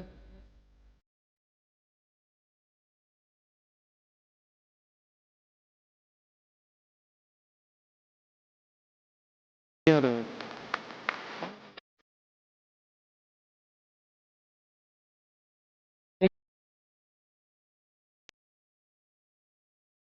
Not bad. Not bad. I like that style comedy where it's like Yeah. a little milder than George Carlin, but just truth talking. You know, Right. and that, Truth. yeah. Yes, exactly. But Carlin is good. He is good. He is good. It's about stupid people and all that, right? His rants. Yeah. He's classic. Marathon K with a comment. You see, I think drugs have done some good things for us. I really do. Bill Hicks. Yeah. You said he died in his 30s? Yes. Yeah. Wow. Cancer. Damn. So there's theories out there, like weird conspiracy theory. They think that's Alex Jones, actually. So they're both from Austin, Texas. They kind of sound alike. But yeah, it's not. Yeah. He was good, Bill Hicks, and he was hilarious, but also yeah, like you said, truth telling. Mm-hmm. You know, he's like a hippie cowboy from Austin. Yeah. Cool. But yeah. Did you guys know So that 1 in 20 Americans live in Texas? no, Well, makes sense. It's the second largest state, right? Yep, I added up all the. I actually added up the, and then looked at the main populations of like the 5 biggest cities, you know, and it's like pretty impressive. And then if you add in the other states around that actually have are densely populated, California and stuff, there's a lot of people. Like a good chunk of America is in that corner of your country. Oh, in Texas and yeah. Yep, Texas and California. A lot of people from my state. What'd you say? I said, yeah, Texas and California, and I can't remember where else. Some Americans chimed in. You know, that knew better. Land wise, Alaska's the biggest state, but what you would call it? A lot of people from California moved from California to Texas because they're kind of disillusioned from the ultra liberal stuff. I think in the way that Yeah. the cities are degrading. Yeah, They most are. of this Yeah, I'm all the biased. liberal stuff has been in my town for like 30 years. Hmm. Like rainbow crosswalks and rainbow sidewalks and all that kind of stuff. I mean, at least 20. Wow, 20 years. Yeah, that makes Yeah, and sense. then There in the BC. first trans, I met lots of trans people in university, and I was in university in 1997. So Yeah. there was trans professors, trans deans, like just as Uh-huh. an example of, to a lot of people this is new, and at least here on the West Coast we're like, it's not at all. So let me ask you this, Beck. So with so many of them, were they actually happy that they transitioned over? Because from what I hear, and I could be wrong, like there's a high deletion rate, self-deleting. Yeah, I mean, that's one of the things that there hasn't been a lot of studies done on post-transition trans people and their self-deletion rates. Because if you've gone completely stealth, which until quite recently, that's what most trans people did, if they did pass, right? That was the goal, was actually being completely immersed. It's only the reason we have so many people now visibly, visibly transgendered, let's say, is because those people wouldn't have transitioned well, and some of them wouldn't have transitioned well and didn't see the point, if that makes sense, because until quite recently, people wanted to go stealth. My point to that is once you've actually changed your driver's license and changed your name, and if you do self-delete, you're marked down as the gender on your driver's license. When you self-delete, you're not counted as a trans self-deletion after transitioning, Right. Yeah, it's just the data isn't there to support it the way that it is to support the pre-transition deletion rates, self-deletion rates. So, but yes, I don't know any people. I know some women that the generation, my friend's kids and a cousin of mine, and I know some girls that took hormones only, and by the time they were 21, 22, they were actually, sort of more leaning towards the non-binary label, not wanting to do any more change than that. And actually, all three of them are off hormones, but they're very happy. They have a little mustache. They're very happy to be ambiguous. So I don't know. I've met all sorts, though. I met someone on YouTube who actually used to hang around in these circles. A wonderful person went by Lizzo French, and he was detransitioning, but he'd lived as a woman for so long.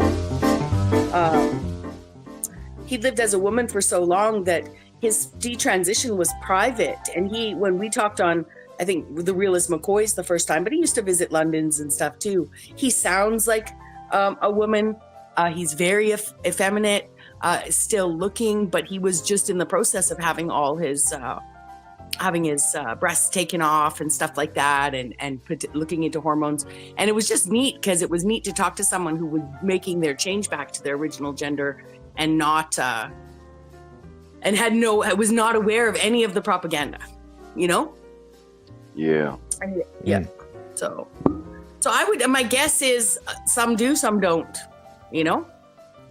But it definitely doesn't solve it. For a lot of people, it doesn't necessarily solve their dissatisfaction with their physicality.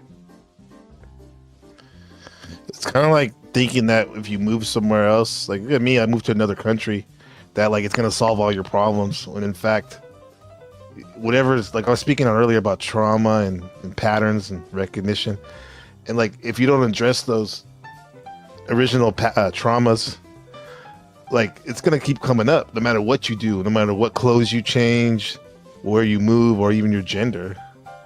Yeah, 100%. Mm-hmm. But well, and I'll hey, tell you one everyone's on thing their... though. One of the young people I referred to there, just one sec. One of the young people I referred to there, how they ended up being labeled trans and even taking hormones was they went into the hospital a couple times under self-admitted into the hospital as a teenager, under major depression and does self-deletion ideation, right?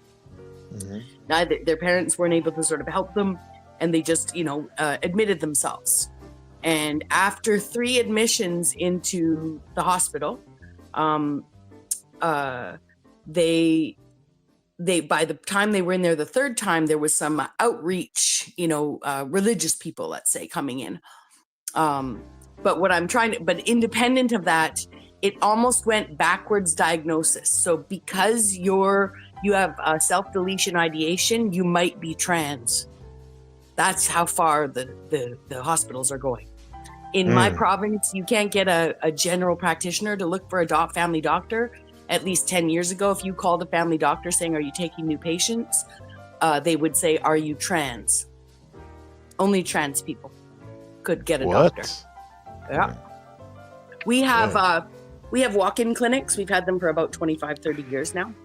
And that replaced the family practice, which sucks for the doctors that spent their lifetime building a practice they thought they could sell. So most people go to a walk-in clinic where there's a syndicate of doctors. And it sucks for the patients too. I mean, we in Taiwan as a socialized medicine here too, and like it's the same thing. The easiest appointments are the clinics, and they don't get to the core of what's going on because they're just trying to get you in and out. You know, you don't have the relationship with that normally you would with that family doctor. You know, so yeah, my doctor actually. Last time I talked to him, he told me he's retiring. And he's actually got someone interested in buying his practice, but I would bet that is a foreign doctor. No, I'll bet you it's a foreign doctor that's buying citizenship by buying I have no problem with it, but I would bet it's somebody who wouldn't get here and have a job immediately and be set up. They're already established, and I'll bet you it's someone coming from a foreign country that has the money to sort of secure their position in Canada by buying a business, right? So that being said, I'm super excited. I hope it happens for him. And, I knew my doctor was like 10 or 12 years older than me. So I knew that we'd hit this point, or maybe even 8 or 10 years. But I'm just excited that he had someone, interested, because my father's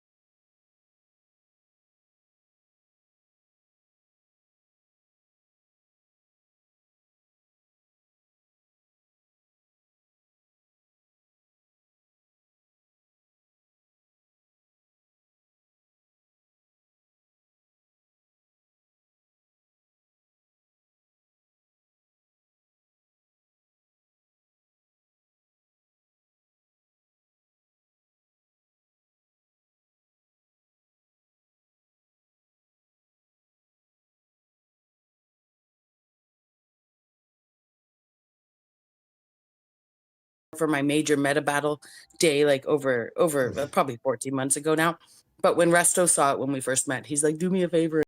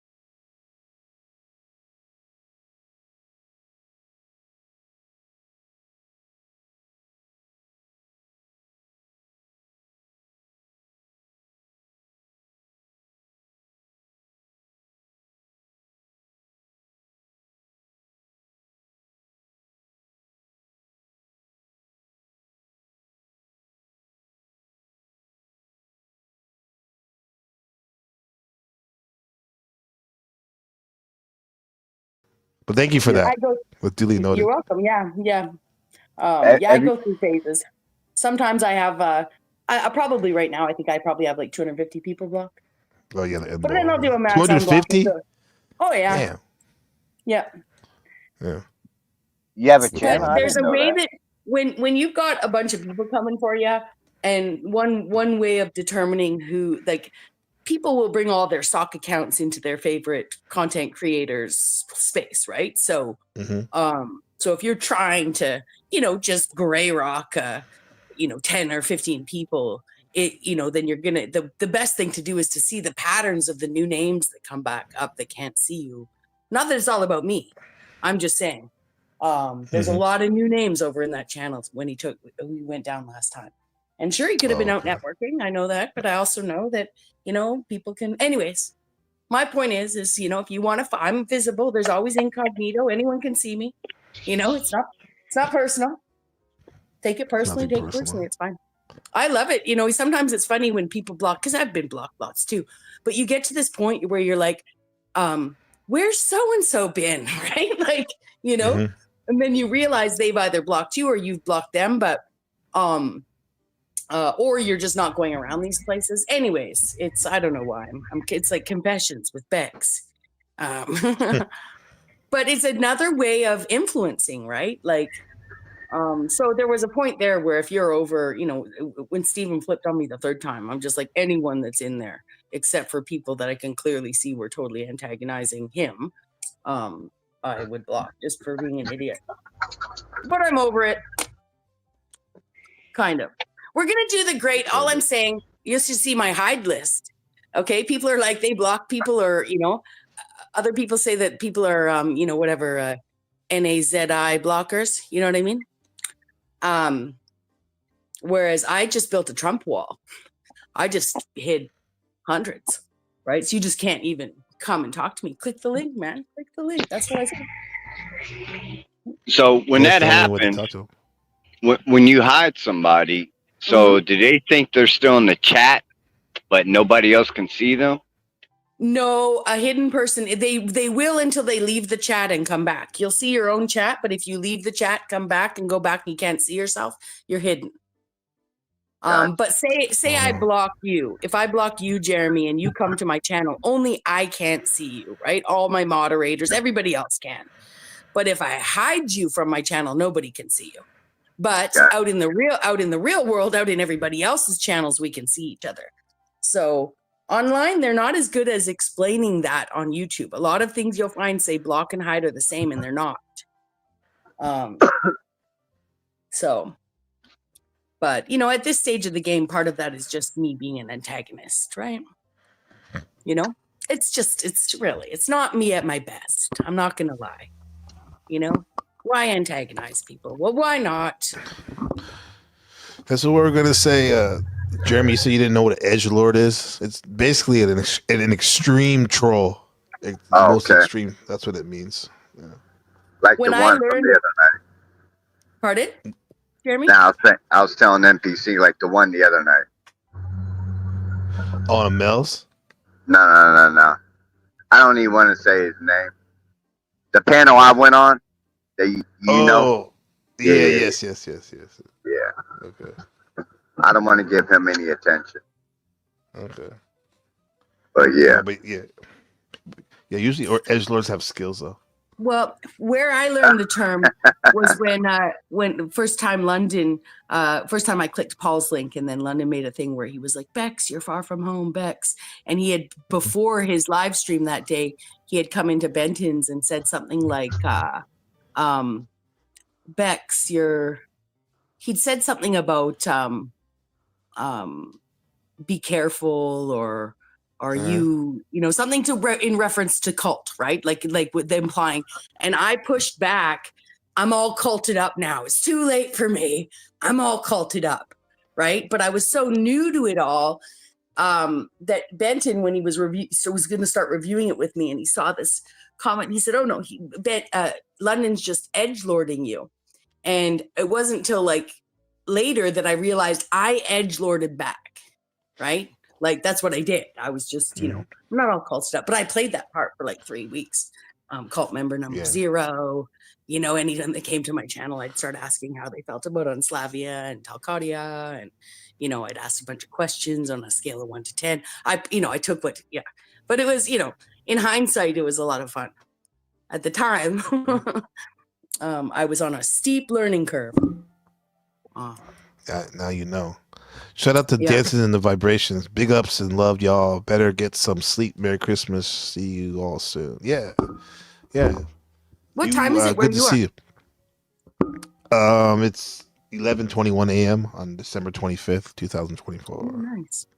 Yeah. Nice. Yeah, I'm probably gonna shut it down. We just hit the 2 hour and 32 minute. Yep. Yeah. Dancing, this guy, he's in the other side of the pond. Yeah. Yeah, I know Sute from London's channel. That's that's right. Yes, exactly. Mm-hmm. Shout out to London. Mm-hmm. Yeah. Mm-hmm. That fucking. I haven't talked to him in a minute. It's been like a week and a half. Who seems like a long. I'm always talking to London. Mm-hmm. But, well, I would assume like busy time for you guys, right? With families and stuff. Right. Exactly. Yeah. Shout out to Shadow Buddha. He said, "Can we get a what's really going on?" He said, "Can we get a what's really going on?" That's the mantra. My mantra. What's really going on? Yeah. Absolutely. What's up, everybody in chat? Yeah. We're gonna shut it down, man. Let's see. 3 a.m. in the UK. Okay. Yeah, for sure. Yeah. I'm sorry. You were gonna say something though, Bex? Do you want to? I don't think so. I think I get excited and talk over people and don't mean to. It's all good. I love the enthusiasm and the knowledge. Yeah, that's funny. Like that makes sense when you said your favorite gift with a learning toy, a learning tool. Basically, I have my Professor Math is just sitting over here on my piano. Like, I still have it. Still takes the batteries and everything. Man, I love that thing. Yeah, I did love those toys. I had a few puzzle, like non-electronic puzzle games too. One was like little, I think they're called trapezoids, like a triangle with the top cut off, you know? Yeah. And it was in a octagonal shaped or hexagonal shaped container that you take all these things and just make patterns with all these bricks the same way. Oh man, I love that toy. I could spend days and days and days just making different I patterns. think my son like has something like that too. Mm-hmm. Yeah, my I said mine was Hot Wheels, but really it was video games. Yeah, Ninja Turtles, NES, Nintendo. Like my mom, she knew I really wanted that game one year, and like, of course, she gave me the clothes, which I didn't appreciate as much. Now I would love to just get socks and underwear. That's actually a good thing, you know. But back then, I she gave me all know. that stuff, and then she's like, "Oh, can you get something from my drawer in my bedroom?" I left something in there, and I went in there. It was Ninja Turtles, Turtles in Time. I was like, So yes, cool. yes, yeah. Did you guys ever see the little video games that look like that were shaped like arcade games and it looked Oh, like a mini arcade game? yeah, like Pac-Man or Yeah. something. Yeah, those Yeah, are we really had big. Super Mario Brothers, Donkey Kong, and Q*bert.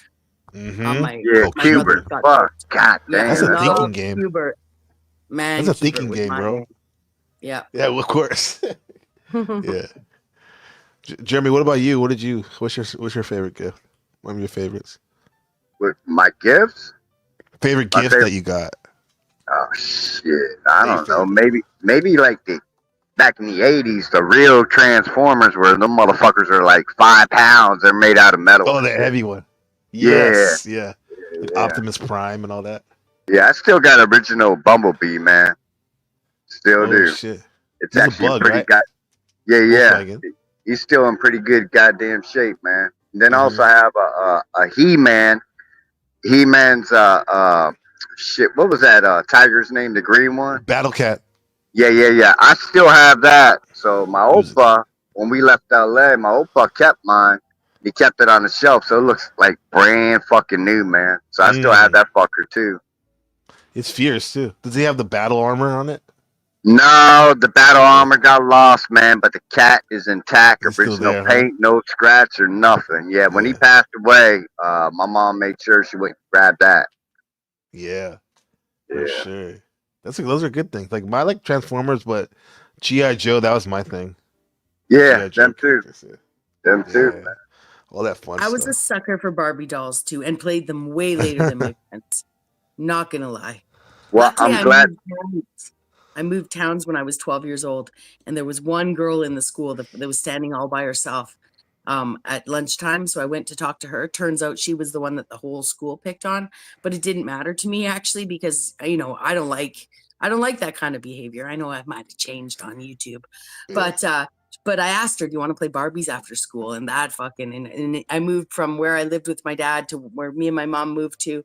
It was like night and day. It was inner city stuff, right? So all these kids were wearing makeup, having sex, da da da da da, and it's like me and Lisa playing Barbies, right? I didn't care, But it was interesting. I'd never seen a school where all the way down to like grade 1 picked on a grade 6 girl. Like she Damn. was bullied, and It's hard. yeah, but it's neat when you start a new school at that age.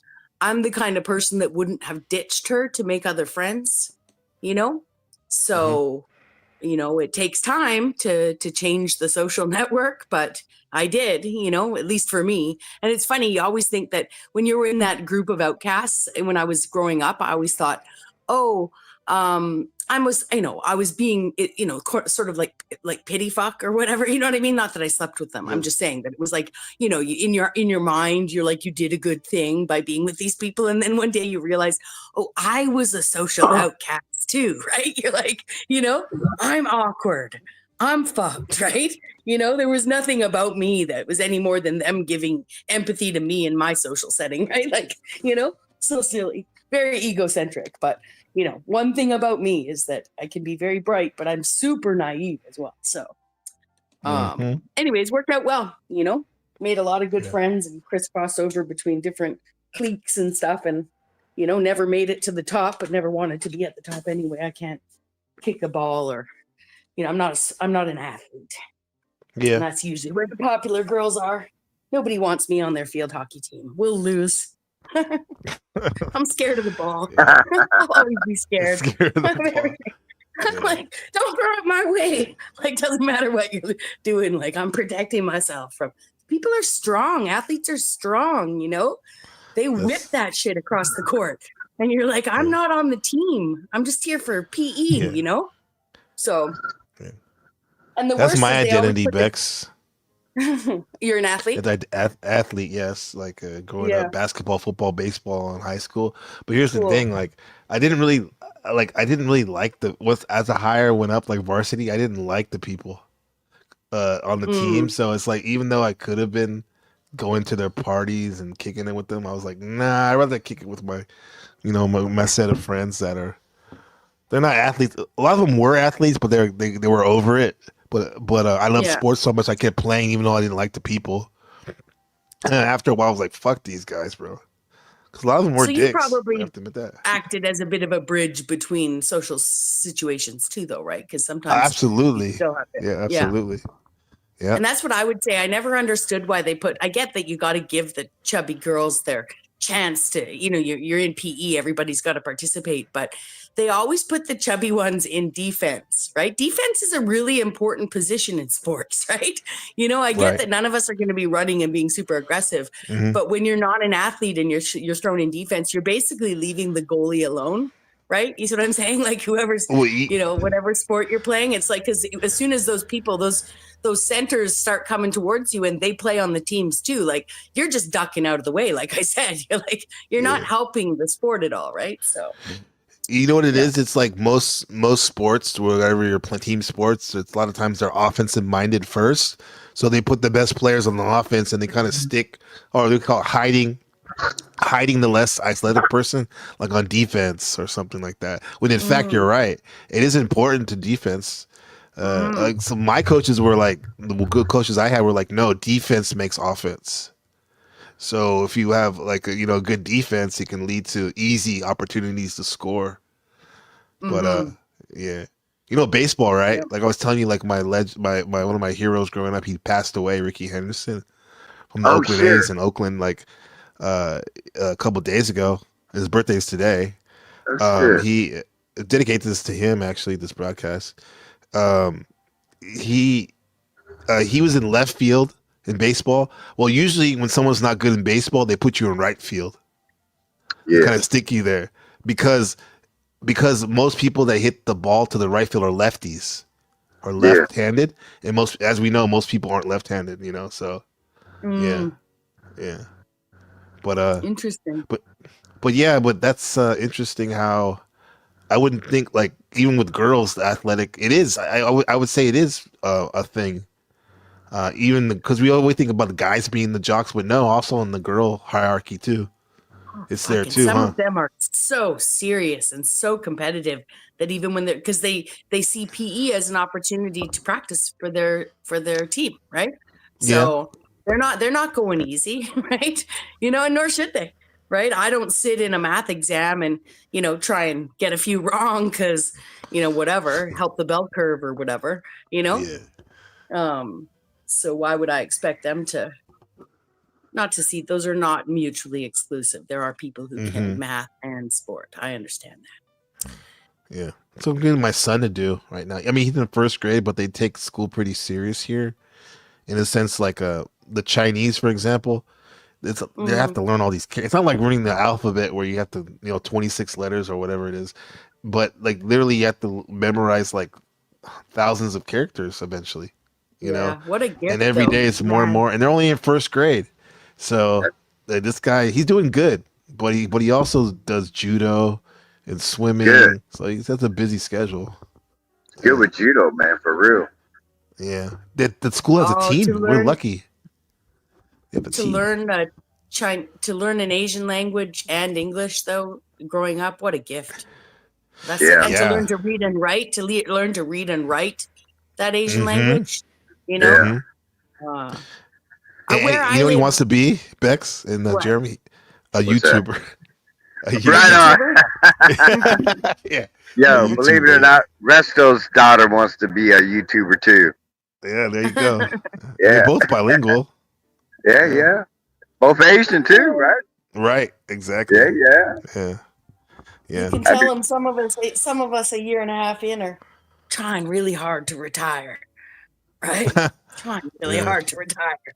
But I'm a little bit addicted. I'm not gonna lie.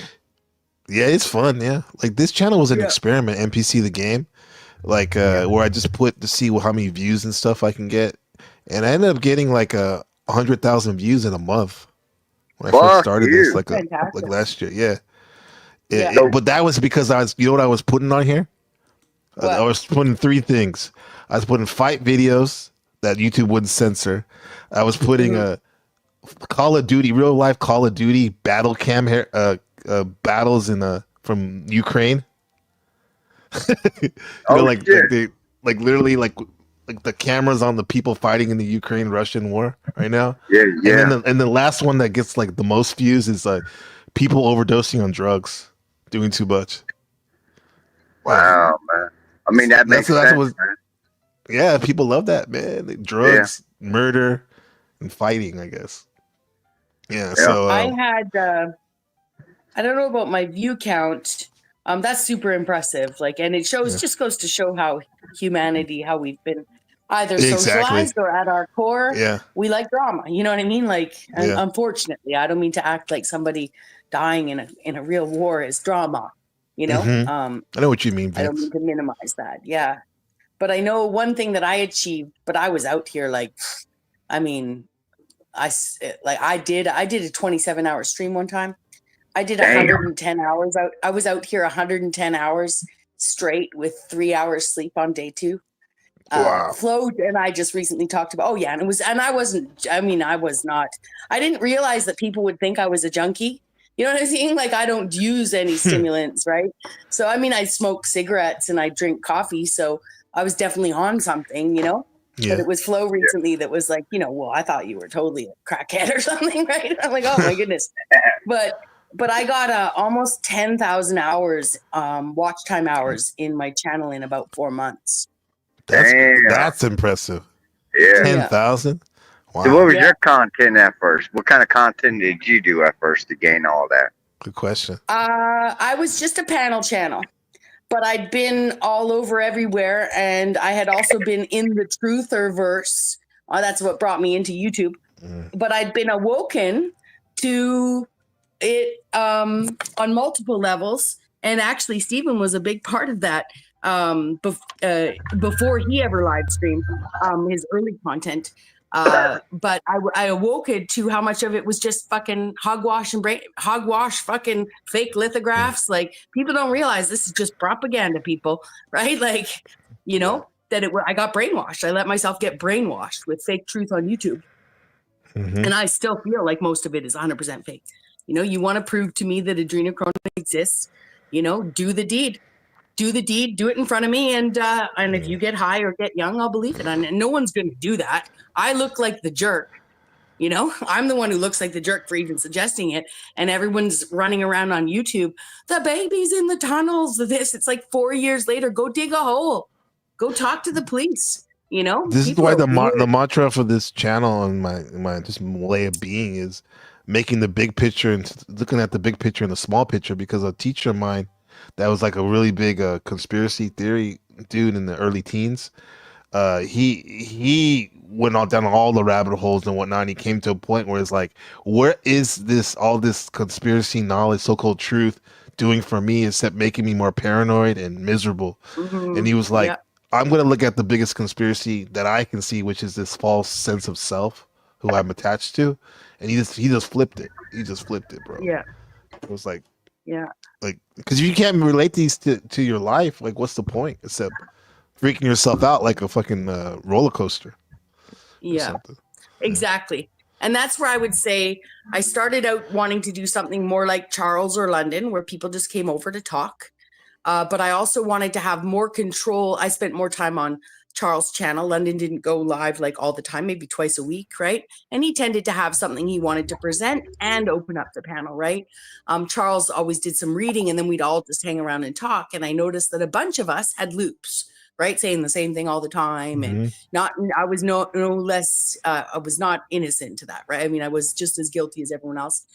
And I noticed that, for instance, the places I hung out, I was allowed to talk as much as I wanted, and so was everyone else. And it was frustrating to me. So I'd watch Z and Paul and Benton and these other people who kind of had a different structure to the way they manage their panels. And I wanted to have the right to, kick people backstage and not let people up. And so it was a little more, I was more quick. I had a bigger trigger finger right off the bat. And I think that's one of the reasons why people were really like, who does this girl think she is?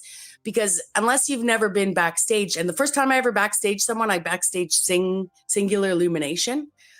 And Sing could care less, right? Like, or the first time I kicked him off the panel or whatever, anyone. The next day I came out like basically crying, feeling so fucking guilty, right? And it's not until someone backstages you that you realize it's almost like a funny reset, but the audience takes it so offensively, like once I've been backstaged, I was like, game on here, because this is just fun. It's just fun,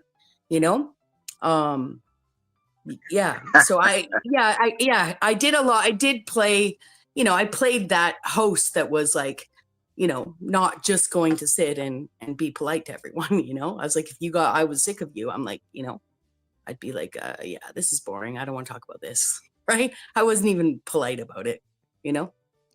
Right. Yeah.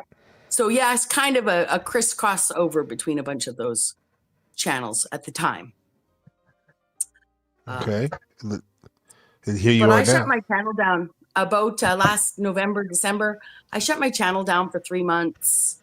Then I came back for a couple months, shut it down again for another 3 or 4 months. So I've actually only ever had my channel up for maybe, of the 15 months I've been, live streaming, or 16 months I was live streaming, I think I had it down for about 8 months of it. Yeah. Mm-hmm. That's like, this channel's about a year old. June 4th, my grandma's birthday, 2023, is when I opened it up. But then I only did it for like a month, and then I shut it down and did my other channel. But then I came back to it a year ago, like this week, actually, I think. Oh, neat. And started doing live streams. Just doing live streams, basically. No more of that other content. Yeah. And then we have a big, what's that? Go ahead. I'm sorry, please. You have a big what? We have a big series coming out. Me and Shadow Buddha. He's going to actually make an appearance. Like, this guy's all behind the scene, my producer, but he's a big time bodybuilder, brainiac and consciousness too. And we're going to go over do a series called Bodybuilding and Consciousness, and we're just going to explore the connection between mindful awareness and bodybuilding. And cool. the first episode is the Legends of Consciousness meets bodybuilding, right? And we're gonna go over some of the legends, like the great Mike Metzer and Tom Platz, who who demonstrated the link between mental focus, discipline, and just extraordinary physical feats, like pushing it to the limit. That's cool. Like willing that muscle to grow. I watch a lot of UFC and MMA and that kind of stuff with a friend, and really enjoy it. And the only athletic thing I ever got into was when I started doing stand-up comedy, I found my weight was holding me back on stage.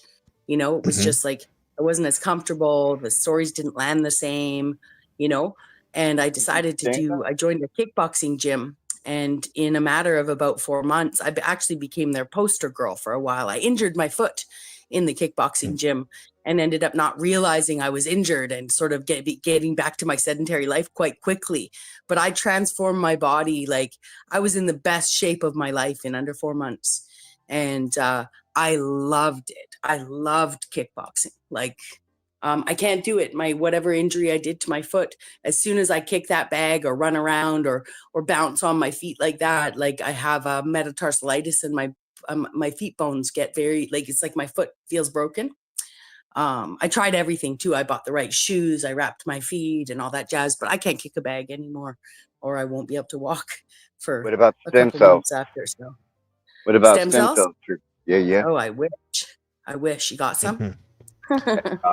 You got a bioaccelerator down in Medellin, Colombia. There you go. Cool. Well, I look forward to this series because I think it'll. I think that you guys will be really good at sort of articulating what I learned, how focused I was. I was going to comedy every night, going to the gym every day, going to my job every day. Like and if you came to my house at that time, because I've been in depression different times in my life, I learned that a single person's happy home can be in just as much disarray as a depressed person's home, you know? Absolutely. And, Maybe more so, and vice versa. Yeah. exactly. And to stop, people say, oh, I know I'm depressed because of the state of my house. No, sometimes you're just busy, right? You're actually like, it's so enjoying your life, you just do the bare minimum at home. So, Yeah, it depends too. Like, I mean, I use astrology as a mode to kind of explain things as one Yeah. way, and I have to say that for me, I think because of the way the Cancer is sign, which is a home and nurturing, where it's positioned Yeah. on my chart, that I actually need to have a clutter-free home. Easier said than done, Yeah. sometimes for sure. Yeah. In order to find peace, have that place where you can recharge and stuff. And in the end, our body is that thing. It's the home you take wherever you Yeah. go. And this is why I like bodybuilding. Shadowback has been doing it for years. I mean, I got into it more like the last couple of years, and like hanging out with him and stuff. And I just love aesthetics. I love aesthetics. The beauty and philosophy, right? The philosophy of beauty, Yeah. aesthetics, and Yeah. and bodybuilding is one way to push your aesthetics to the limit and also get strong.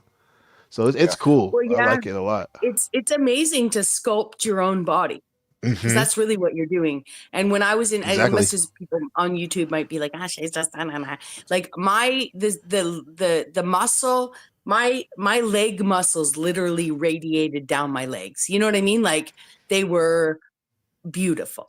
I don't know how else to put it. Like, But that's it. That's I aesthetics. That's actually, aesthetics. yeah. And what was interesting about it is I lost about 20 pounds before I clicked this link of this transformation. I paid $1,000 for a 3-month transformation. And I went around telling people, if you've ever paid $50 for a gym membership and never gone, you didn't pay enough. Right. So I paid a lot of money to go to this little tiny office and run around on padded floors with a bunch of people. You know what I mean? Like a lot of money. I was a chef, so I didn't really, the nutritionist guided me the first few weeks. And then from there on, I just gave her credit, right? I understood, I got the assignment. But it was the first time ever that as I lost the weight rapidly, and looked in the mirror at like a weight that on the upswing side of things, you feel awful at, but on the downswing, I was like 8 days into exercising. I looked in the mirror and my body indignantly stood back at me and said, see, you know what I mean? Like, see, because I literally dropped weight so fast, just taking on exercising, that when I was on the downswing, I looked in the mirror at about 175 pounds and thought, man, think of how bad you felt on the way up. And now you're looking at yourself on the way down and you're thinking, fuck, I should just pause here for a minute because I'm feeling fantastic, and I knew that I was going to lose a lot more weight and really transform myself. So that's what I really enjoyed the most about it, was even as I was losing the weight, I felt so good in my body at a heavy number, because I shed so much fat and gained so much muscle that I really lost a lot more than the 60 or 70 pounds that the scale showed, in terms of fat, right? So, but it's to anyone, and I knew and it was so much work that I just thought I would keep it off. And I knew that if I ever put the weight back on, it'd be really hard to push myself to start again, Oh yeah, it is hard once you don't. We think it's easy because it was easy before. Yeah. Yeah. And then I really loved the kickboxing because it's like a minute and a half on each side, and then, an exercise in between, and then back on the bag. And so for my sort of ADD brain, it was like, you never, even if you were sick of something or you didn't want to do it, it's only 90 seconds or 2 minutes before you could be doing something else. Right. So to find some kind of exercise, I tried to join water aerobics, thinking that one might be good. But I'll tell you, where I live, you go to the water aerobics, it's literally a social outing for old people, right? Like there's no room in the pool and nobody's hardly exercising, like, because they're just all just chatting and sort of running in the water. And you're like trying to, it was, it was a full pool. That's why when I tell the story when I interviewed, when I had a dialogue with my wife on our anniversary last week, that we met on Bikram yoga, and there's like no time to talk because you're getting after it and you're basically kind of killing yourself. in the shit. So yeah, there's no that for us. That was a good way to lose weight. Or what else we do before we did fasting, prolonged fasting too. Snake diet, that's good too. Using what do they call it, real electrolytes, potassium chloride and pink salt with water in order to prolong your fast and shed. Jeremy, did you ever box? Did I Anything ever like that? box? Yeah, You, yeah, you, yeah. you Yeah, I used to do a lot of martial arts, man. it seems like it. Yeah. Yeah. I did Yeah. some Bodan, which means black belt in Taekwondo. Mm-hmm. Hapkido, two different systems, Bodan. Hapkido, In yeah. I one got a system. master that I used to work with. Yeah. Hapkido. In the no, Hapkido, it's Korean. Um and then the second system of Hapkido was called Kunju Musu, which was taught to you got to think about the dynasty ages. So it's like Mm-hmm. taught to their like secret service that would protect the king, Yep. the kingdom. So it's very aggressive style. And then from there, I moved on to MMA and kind of Mm-hmm. blew out my shoulder a little bit. And then took 6 months off, went back, did double the workout, kind of blew it out again. I was like, nah, I got to stop right now before this becomes Yeah. permanent. It happens But with that MMA. yeah, Very. yeah. Oh yeah. Oh yeah. Oh yeah. But eventually I like to do some stem cells on my rotator cuff and I got to get back into it. I just love it. I Yeah. love fighting. Got to stay active. Yeah. Yeah. 100%. Yeah. The look within said the intermittent fasting allegedly triggers stem cell production. Yeah. Yep. For sure. Well, let me ask you and Bex before we go real quick. When's your birthdays? What months? I'm just curious. Go ahead, Beck. Bex, huh? Sick. October, end of October. Are you Scorpio? Yeah. All right. Okay. We vibe. That's it. I'm the beginning of November. Yeah. Yeah, I'm a You're Virgo. beginning of November? Intense. Yeah. Exactly. November 10th, Mhm. actually. Intense. Yeah. Cool. Yeah, I'm October Good people, though. 27th. Too. Okay. Yeah. Yeah. Yeah. That's my Drake. Yeah. What about you, Jeremy? What's your I'm a birthday? Virgo, man. Virgo, keep it eat. And what they say, those people are like perfectionists. They can be, huh? I am definitely like that, man. That's no bullshit. I put 110% in everything I Engineers, yeah. fucking do, man. Yeah. It gets on my nerves sometimes because it just bothers the shit out of me because I want to make it so fucking perfect.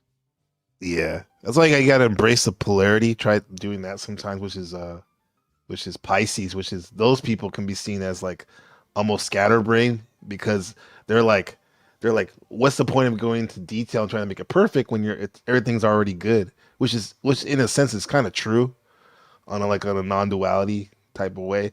However, they can learn from your perfectionists like how to be more detailed and nuanced, while you could probably learn to see the bigger picture and what you're doing from them.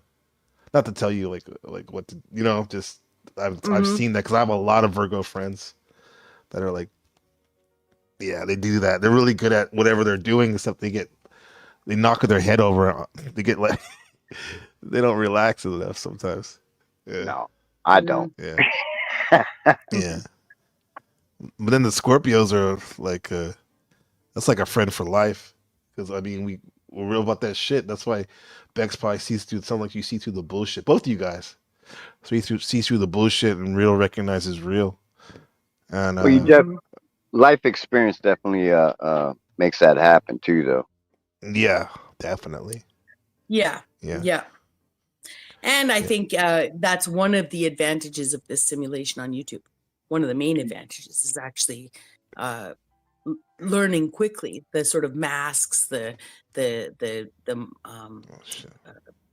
what's I was trying to think of the word for duplicitous or multiplicitous nature of people, and yourself, right? Like not just pointing a finger out.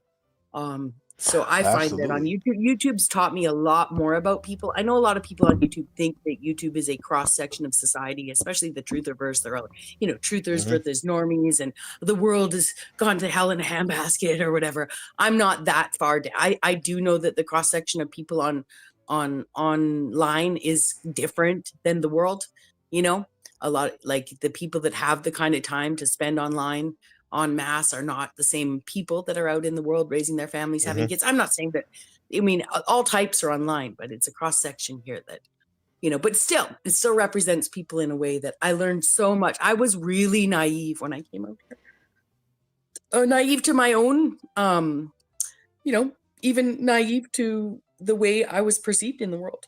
And I'm most grateful about that because I've struggled a lot of my life trying to make people close to me understand me.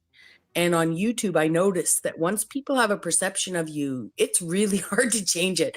And the more you push to try and change it, the more they will find what supports their view of you, right? And this is just strangers online who've heard you talk or whatever, right?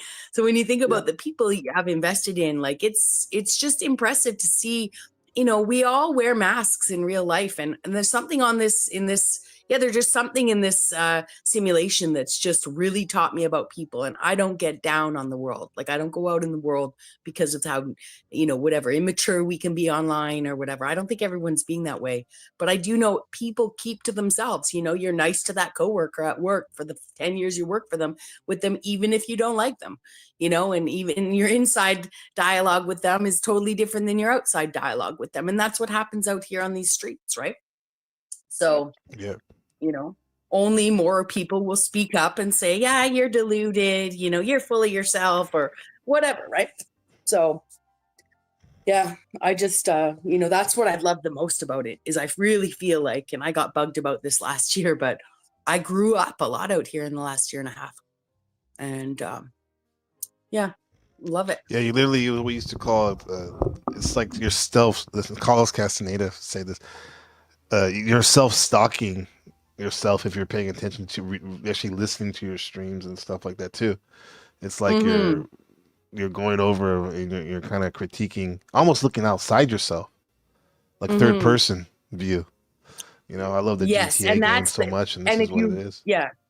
When you have, that's one thing I would recommend to people. If you have a lot of pushback out here, it's hard at first, but go and listen to some of the things people. Some people are just sowing straight up lies. Some people just sow straight up lies. Some people spin your stuff into something kind of amusing, and you know, initially, once you know, you can roll with it. But ultimately, amongst all of it, is some perspectives that all the people hold, or a bunch of people hold. You know, and to be the observer of that.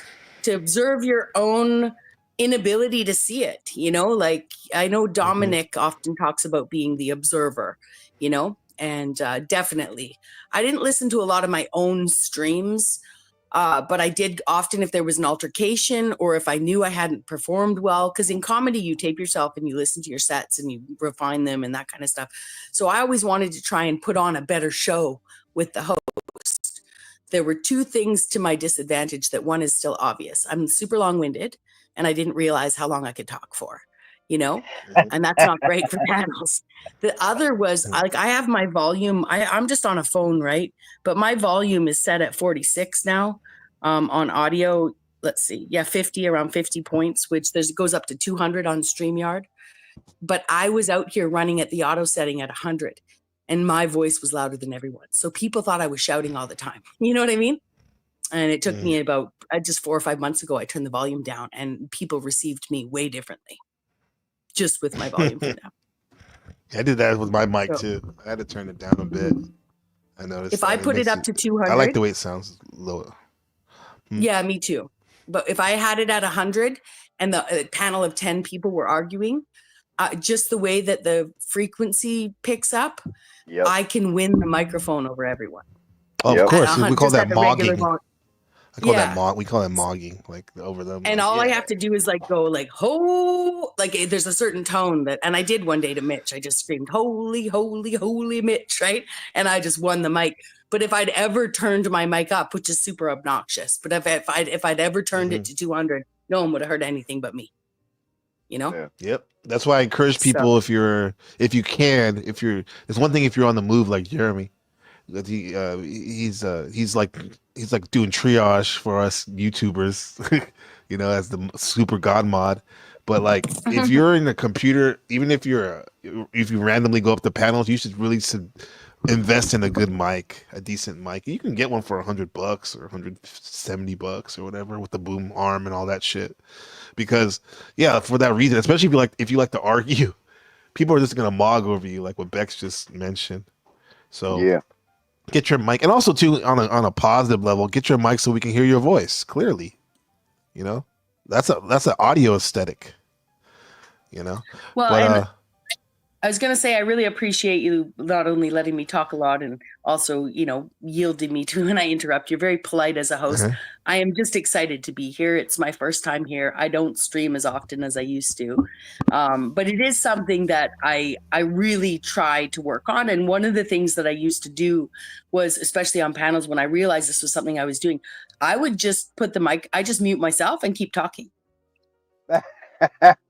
Right? I really will. I've said it to people before. Like I've advised people in chat, when you could just see someone can't stop talking, mute yourself and just talk to everybody. Right? Fuck you, blah, blah, blah. That's interesting. That's a cool experiment. That's funny. Yeah. It works, That's true, right? huh? Yeah. Because by the time you get off, by the time they stop talking, you're in the flow. You can just push unmute, and then you just coast into it. Well, and that's why I would say to any host that I'm ever talking to, you can mute me, you can backstage me. I know it's not people's style. I'm a good person to practice that on, because I am, one of my, I'm an info dumper. It's part of my neural divergence, and I can monologue for fucking 20 hours. So, A skill. Yeah, that's a great skill in life. That's how you got that 10,000. Pex. Yeah. Yeah, no shit, exactly. right? Yeah. Yeah. So. So I appreciate you coming up, man. Woman, like I've always it makes me happy to see you in the chat. You've been supporting me, holding it down for a minute down there. Yeah. She has. Thank She you. has. Yeah. She has. Yes. And you're always welcome. And thanks for blessing us, making the stream even better. Well, thank you, and Merry panel. Christmas to you both. Yeah. And I look forward to. I know it's our first time on panel, Jeremy, but I know I spoke too much. I'm sorry, you guys. I'm sorry. But I'm not. No. But I would have told you. I would have dropped you down if it was too much. Though I have no problem doing that. I was actually excited. It's Jeremy though. I was excited to hear Bex because I've never heard you speak. And, oh, really? And I never have. And Resto's always preached about Bex. Well, I didn't want to brag or anything, but you guys do know that I'm Resto's third wife, right? Oh shit! Yeah, he's got like 12 others too, though. So YouTube harem, I may share third wife position with 15 other women, and not be aware of that. But that's fine. No, it's cool. Cool. But no, when Resto came in, and I think he saw me first in Toilet Bowl Earth. Channel, but very quickly he was very supportive of me, and at the time, to have a man out here, even joking about that's my Bex and stuff, like it was really warmed the cockles of my heart. I needed that. I don't know if Resto knows how much I needed that, but he came in at a perfect time out here in my YouTube journey, and supported me. So I'm forever grateful for that. Yeah. But we're also grateful for that guy. He's in the chat. He just popped up. Is Resto in chat? What's going on? He said Jeremy's he's excited. He seems very excited. Yeah, he is, man. Yeah. Because Bex is a legend. Welcome that guy. But yeah, Bex. Well, thank you. Yeah, I already heard about. I heard you. Your name rang like not only from London, but some other people. Yeah, it's just But I it's get good around. to have you. I get around. You get around. Yeah. As they say in Spanish, dar la vuelta. Exactly. Go for a ride. But thank you. I appreciate that, Jeremy. And it is really nice to meet you, because we're hello friends in chat. And, it's always a pleasure to see you. And I have listened to you over at Mel's. And you have? seen you on panels. Yep. I'm retarded, ain't I? Not at all.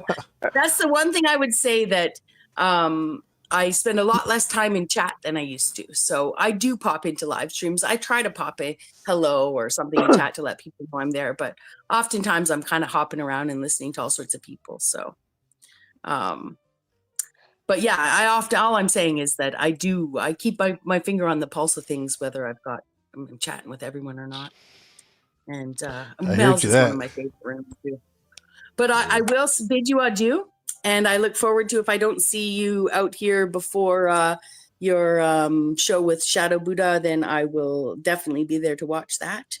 And it really was a pleasure spending a couple, close to a couple of hours with you guys here, and have a really good holiday. And I'll catch you guys next time. Bye to the chat, and much love to you guys. Talk to you soon.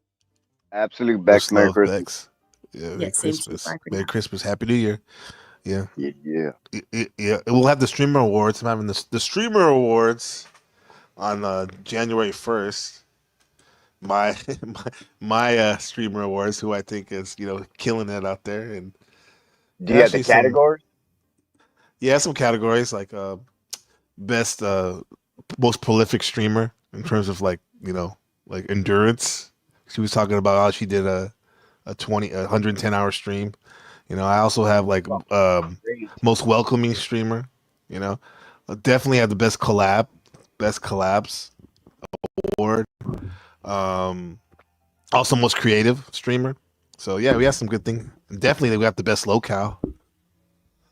What's locale? Yeah. You know So what I that am means, gonna. Jeremy, right? Locale.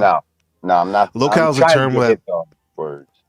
locale is a term that means LOL, cow, meaning that it's a person that people watch to laugh at, not with, and the Okay. person actually thinks that they're laughing with them, type of shit. Yeah, but yeah, but most of the awards are positive, but uh, yeah, bro. So we're gonna have that bodybuilding stream too. That's on Saturday night in the wilderness of North America. So around 10ish. Yeah, 10 This o'clock. Saturday, right? This Saturday, yeah. Yeah. Your Saturday. I was chopping it up with Shadow yesterday, and he Yeah. was talking about it. Yeah, I'm pretty Yeah. excited about it too, man. To be 100% about it. Yeah. Yeah, to be honest, it's probably be the catalyst. It's gonna probably be the direction the channel's going at. Because I know I do a lot of different things over here at NPC the game, but just like try to keep it 100. That's something that I'm focusing on more now. Yeah. So the fitness and whatnot. But yeah, in consciousness always. I appreciate you coming up, brother. No, not a problem, man. I've been trying to get up on this shit, man, on your panel and shit, man, for a minute. Yeah. But it's again while I'm working, man. It is what it is. If I can pop up, I'll pop up. If I can't, then I can't. But yeah, I try to show love, man. Yeah, that was dope though. When you said the other day to everyone, you said he's underrated. I like that. It's You good to are, be. man. You're fucking truly underrated. And I'm gonna tell you, one of the best interviews I saw is you and Resto. You digged. I don't know how the fuck you found all that information out about him, man. But Oh, you yeah, mean the resto interview? Yeah, that was epic. yeah, man. I That was learned a epic. lot about him from that interview, man. Yeah, Yeah. he's Yeah. definitely someone worth like learning about. He's an interesting dude. Oh, he's cool shit, man. He helps a lot of people. He does. Yeah. He does. It's so cool, and that's why I like this area. It's just a big, giant networking family, and becomes friends. It's just everybody help everybody. Everybody rock with everybody. Right. Everybody rate everybody. It's just it's so amazing, man. Compared to the other sectors I'm from. Mm-hmm. It's It's like totally literally we fucking have different. one network, and literally like we have different channels that we're making YouTube what it was supposed to be. Different channels under one network. Yeah. I mean, you know what I mean? Different broadcast shows and whatnot under like one network. Yeah. Yeah. Yeah. Yeah, so Shadow said something yesterday, and I thought it was funny as fuck, man. He tells me that I'm like the HBO guide or something. Like I know where everything's at. Shit, do what? Oh yeah. The TV HBO guide that's on their screen. Yeah. Yeah. And I'm like, oh, really? Okay, I guess. I mean, I don't know. I'm just me. Yeah. No, you're amazing, bro. Your skills are epic. That should be an award. Best behind the scenes producer. Dude, that's Resto, man. It's not me. That's Resto. That's Resto. Yeah. Well, in terms of like logistics and whatnot, you direct people. That's definitely a gift of that you have a value of where to, you know. It's kind of like if it's like I used to watch The Wire, and I learned a lot about the ins and outs of a Yeah. city, and more particularly the police, because there's the Yeah. police chief, right, who is the head of it and whatnot, but it's the chief of the operations that's literally doing the meat and potatoes, managing. Yeah. Yeah. Yeah, I can see you doing that because you literally direct us. You're like, oh, this is live. This person's live here. You get the chat warmed up. And even your own Discord, even though you said you're new to it, it's becoming a hub for us to really express ourselves and tap in. It's weird, man. That thing's it's coming up on 3 weeks, man, and just how fast that motherfucking thing blew up. Yeah. It's crazy. But dude, it's Because you keep it awesome active, because that's why. it's awesome because you meet so many people, man. So many good fucking people, man. Yeah. If I see any fuck shit, yeah, you gotta go. Yeah, You gotta easy. go. I haven't ran across Yeah. that yet, but I'm keeping my eye out. I don't need no spam. Don't need no trolls up in it. Yeah, I'll But keep an eye out too. So like we'll yeah, watch each other's back. yeah, 100%, 100%. Got to protect everybody, man, and fucking, it. People pour their hearts and souls into this shit, man. You know, Mm-hmm. it's not easy. It truly ain't. No, it's not. Everybody, a content creator puts in a lot of fucking work for their content. Yep, it does. And it goes the conversations we have like spur our catalyst for the content. Yeah. Yeah. And look at me, like I'm running like 2 shows. I have my day job, day career, Yeah. which is basically three shows a day. With the classes. And then Yeah. and then coming on here and whatnot. Yeah. And then being a father and a husband. Exactly, the number one. Yep. The number one, yeah. Yep. Shout out to Bex. It's tough, man. It's Yeah. tough. It was great, but I gotta hear some of these slaying stories. Now Jeremy's on the prowl. He's single and ready to mingle. Well, I'll be honest with you. I'm really not looking, man. I'm not. That's true. Yeah. I That's when go, people fall in your lap. if it happens, it happens, It bro. happens, I'm just concentrating on me and my kids. That's it. That's all I'm Beautiful. concentrating on. Yeah. Most important, man. Yeah. I'm not gonna appreciate you, big dog. Yeah, 100%, man. Yeah. But yeah, I'll hit you up, man. I'm right on location with my last job. I haven't called them out yet, but I'll be back on the streets in probably about like 30 minutes or so. Okay. I'll be all right, bro. I'll be patrolling with you. Appreciate you, big dog.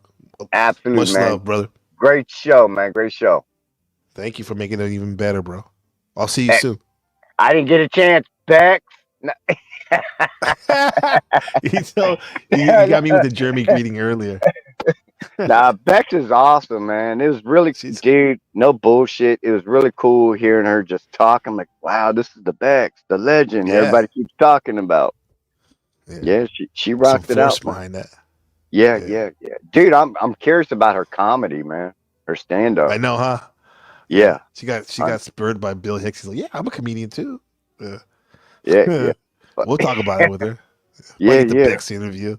Definitely. Yo, somebody might want to check out, and it's one of the funniest motherfuckers ever, man.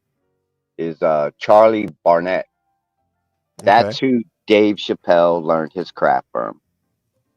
And there's only a couple videos on YouTube. Yep. From the 80s. Charlie Barnett. Yeah, I'll send you a link. I'll send you a link to it. Oh wait, that's a jazz player named Charlie Barnett. Oh, show them at the Apollo. I see him. Okay. Yeah, well, he's already on my radar. I could probably play this too at some time because he's not, because you got to be careful with some of these comedians. They got that shit on lock. Well, he's passed away from OD. Okay, so you should be good. Yeah, we'll do a build on him. Definitely. Yeah. So I always he like to played. see people who they're inspired by. That's the Yeah, real source. You ask Michael Jackson who inspired you. You ask Michael Jordan who inspired you. yeah. Now, one of these So days, we'll ask Jeremy who inspired you. everybody does, man. That's how Everybody. I There look you at it. go. You can take a little bit Yeah. from everybody. But you ever see that movie DC Cab from the 80s? Yeah, one of Oh, the songs I like da, da, the da, score. da, da, da, da, da, that Yeah. one. Yeah. So Yeah. Charlie is Tyrone with the rose in his hair, the cab driver. Yeah, that's him. Yeah, he looks That's familiar. I him. see him on other stuff too. Yeah, he used to be on Miami Vice. He's done quite a few episodes Hmm. on Miami Vice. Oh, he was a narc, Yeah. the informant or whatever. Yeah, I Yeah. think. So, Yeah. quick backstory. Hmm. So, he was up for Saturday Night Live back when Eddie Murphy. They're the last two. So back then, the network would only let one African American on the show, Oh yeah, and that's why they did it. it was down to Eddie Murphy and him. But Eddie Oh, Murphy that's got, tough. yeah, They're man, good in their own way. yeah, They're great in their own 100%. way. That's tough. That's Yeah, stupid. Just to think about how fire that could have been with both of their yeah. asses on it. Oh fuck That's yeah, man. wild. Yeah. Damn. But yo, bro, I'll chop it up with you some other time. I gotta get this job done, and I'll see you out there, bro. Look at Jeremy leaving me out. You can look. I'm looking up in the air right now. I'm on puzzle. I'm like, that shit would have been fire. I love how you left us with that. It's kind of like a little cliffhanger. I mean, you're gonna dig into it. Yeah. Yeah. But yeah, I love that old style comedy, man, where it's just Real everything talk, goes. huh? Yeah. Good. But bro, I'll see you, man. I'll see you too. Merry Christmas to you and your family, brother. Absolute, you too, man, and happy birthday, little man. Since his birthday was yesterday, right? No. This is the Ricky Henderson I was talking about. His birthday was the 20th, and he passed away. His birthday's today, and he passed away on the 20th. Yeah. Dang. I thought he So was happy talking about birthday this in time. in hyperspace, Ricky Henderson. Yeah, I remember him. I remember him. Yes. That's my hometown team right there. Damn. He's a good player, man. Super good, all-time leading stolen bases. Yeah. Yeah. All right, bro. I'll All right, talk bro. to you. All right, peace, brother. Peace. Yeah, that's a legend right there. Locksmith Jeremy. Legend. Living legend. Giving us flowers. All right. Good people, man. My Christmas is complete. We had leopard print first with the first shout out of the day. Leopard, yeah. Absolutely. Logical Spark. Oh shit, I didn't even see you right there. Good to see you. Shadow Buddha, always, twinning it. Daniel Wood, good to see you, brother. Merry Christmas to you. Oh, Supreme God of the UK stopped by. He's probably in dream time right now. Shout out to Powell, brother Powell from the UK. And yeah, next Tuesday we're having a Monday night. We're having another Supreme team. What is it? The Mathematics of Language and the Fall of Adam. That should be a good another instant classic. Look Within. Good to see you, brother. Hardest working man in the Panelverse. And Marathon Kev in the building. That's right. I got your back too. The marathon continues, Kev. One of the realists right there. Dance with Vibrations. Always a pleasure. Always love seeing you there. Uncle Fatty. Uncle Fatty, what can I say? Uncle Fatty. Another baby to add to his clan. Another congratulations, granddad, Uncle Fatty. Crazy Mama slid by. What's up with the what's up? What's up, crazy pretty mama? And we had Bex in the house. Bex in the house. Giving a righteous testimony. I'm gonna ask her for that Bex interview. It's gonna be dope.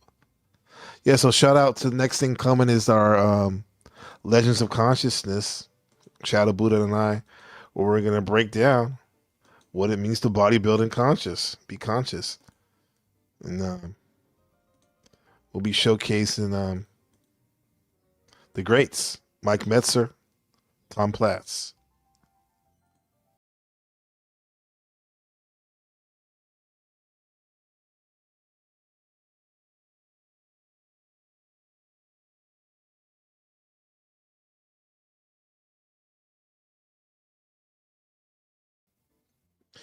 Fun fact, boy, by Beck, did you know it's London that invited me to the panel versus called me Beck's? Oh shit, perfect! I didn't know that. It would be London. Shout out to London, man, dude.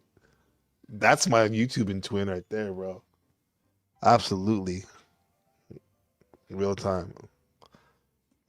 London, man. Our conversations in the Chat GGBT AI app are legendary. Are legendary.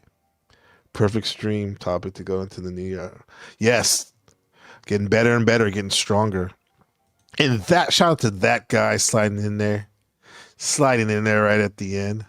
Legend is probably when he gets his setup going and everything going, he's gonna kill it. He's killing it already in the panel. Great takes, that guy. Yeah. We'll see you guys, everybody. It's been an experience. Merry Christmas. Recognize your patterns. You know, look at this identification you have with what you call yourself, and see where it takes you. And Merry Christmas. And in the coming days, we'll see you next time here on NPC the Game Live.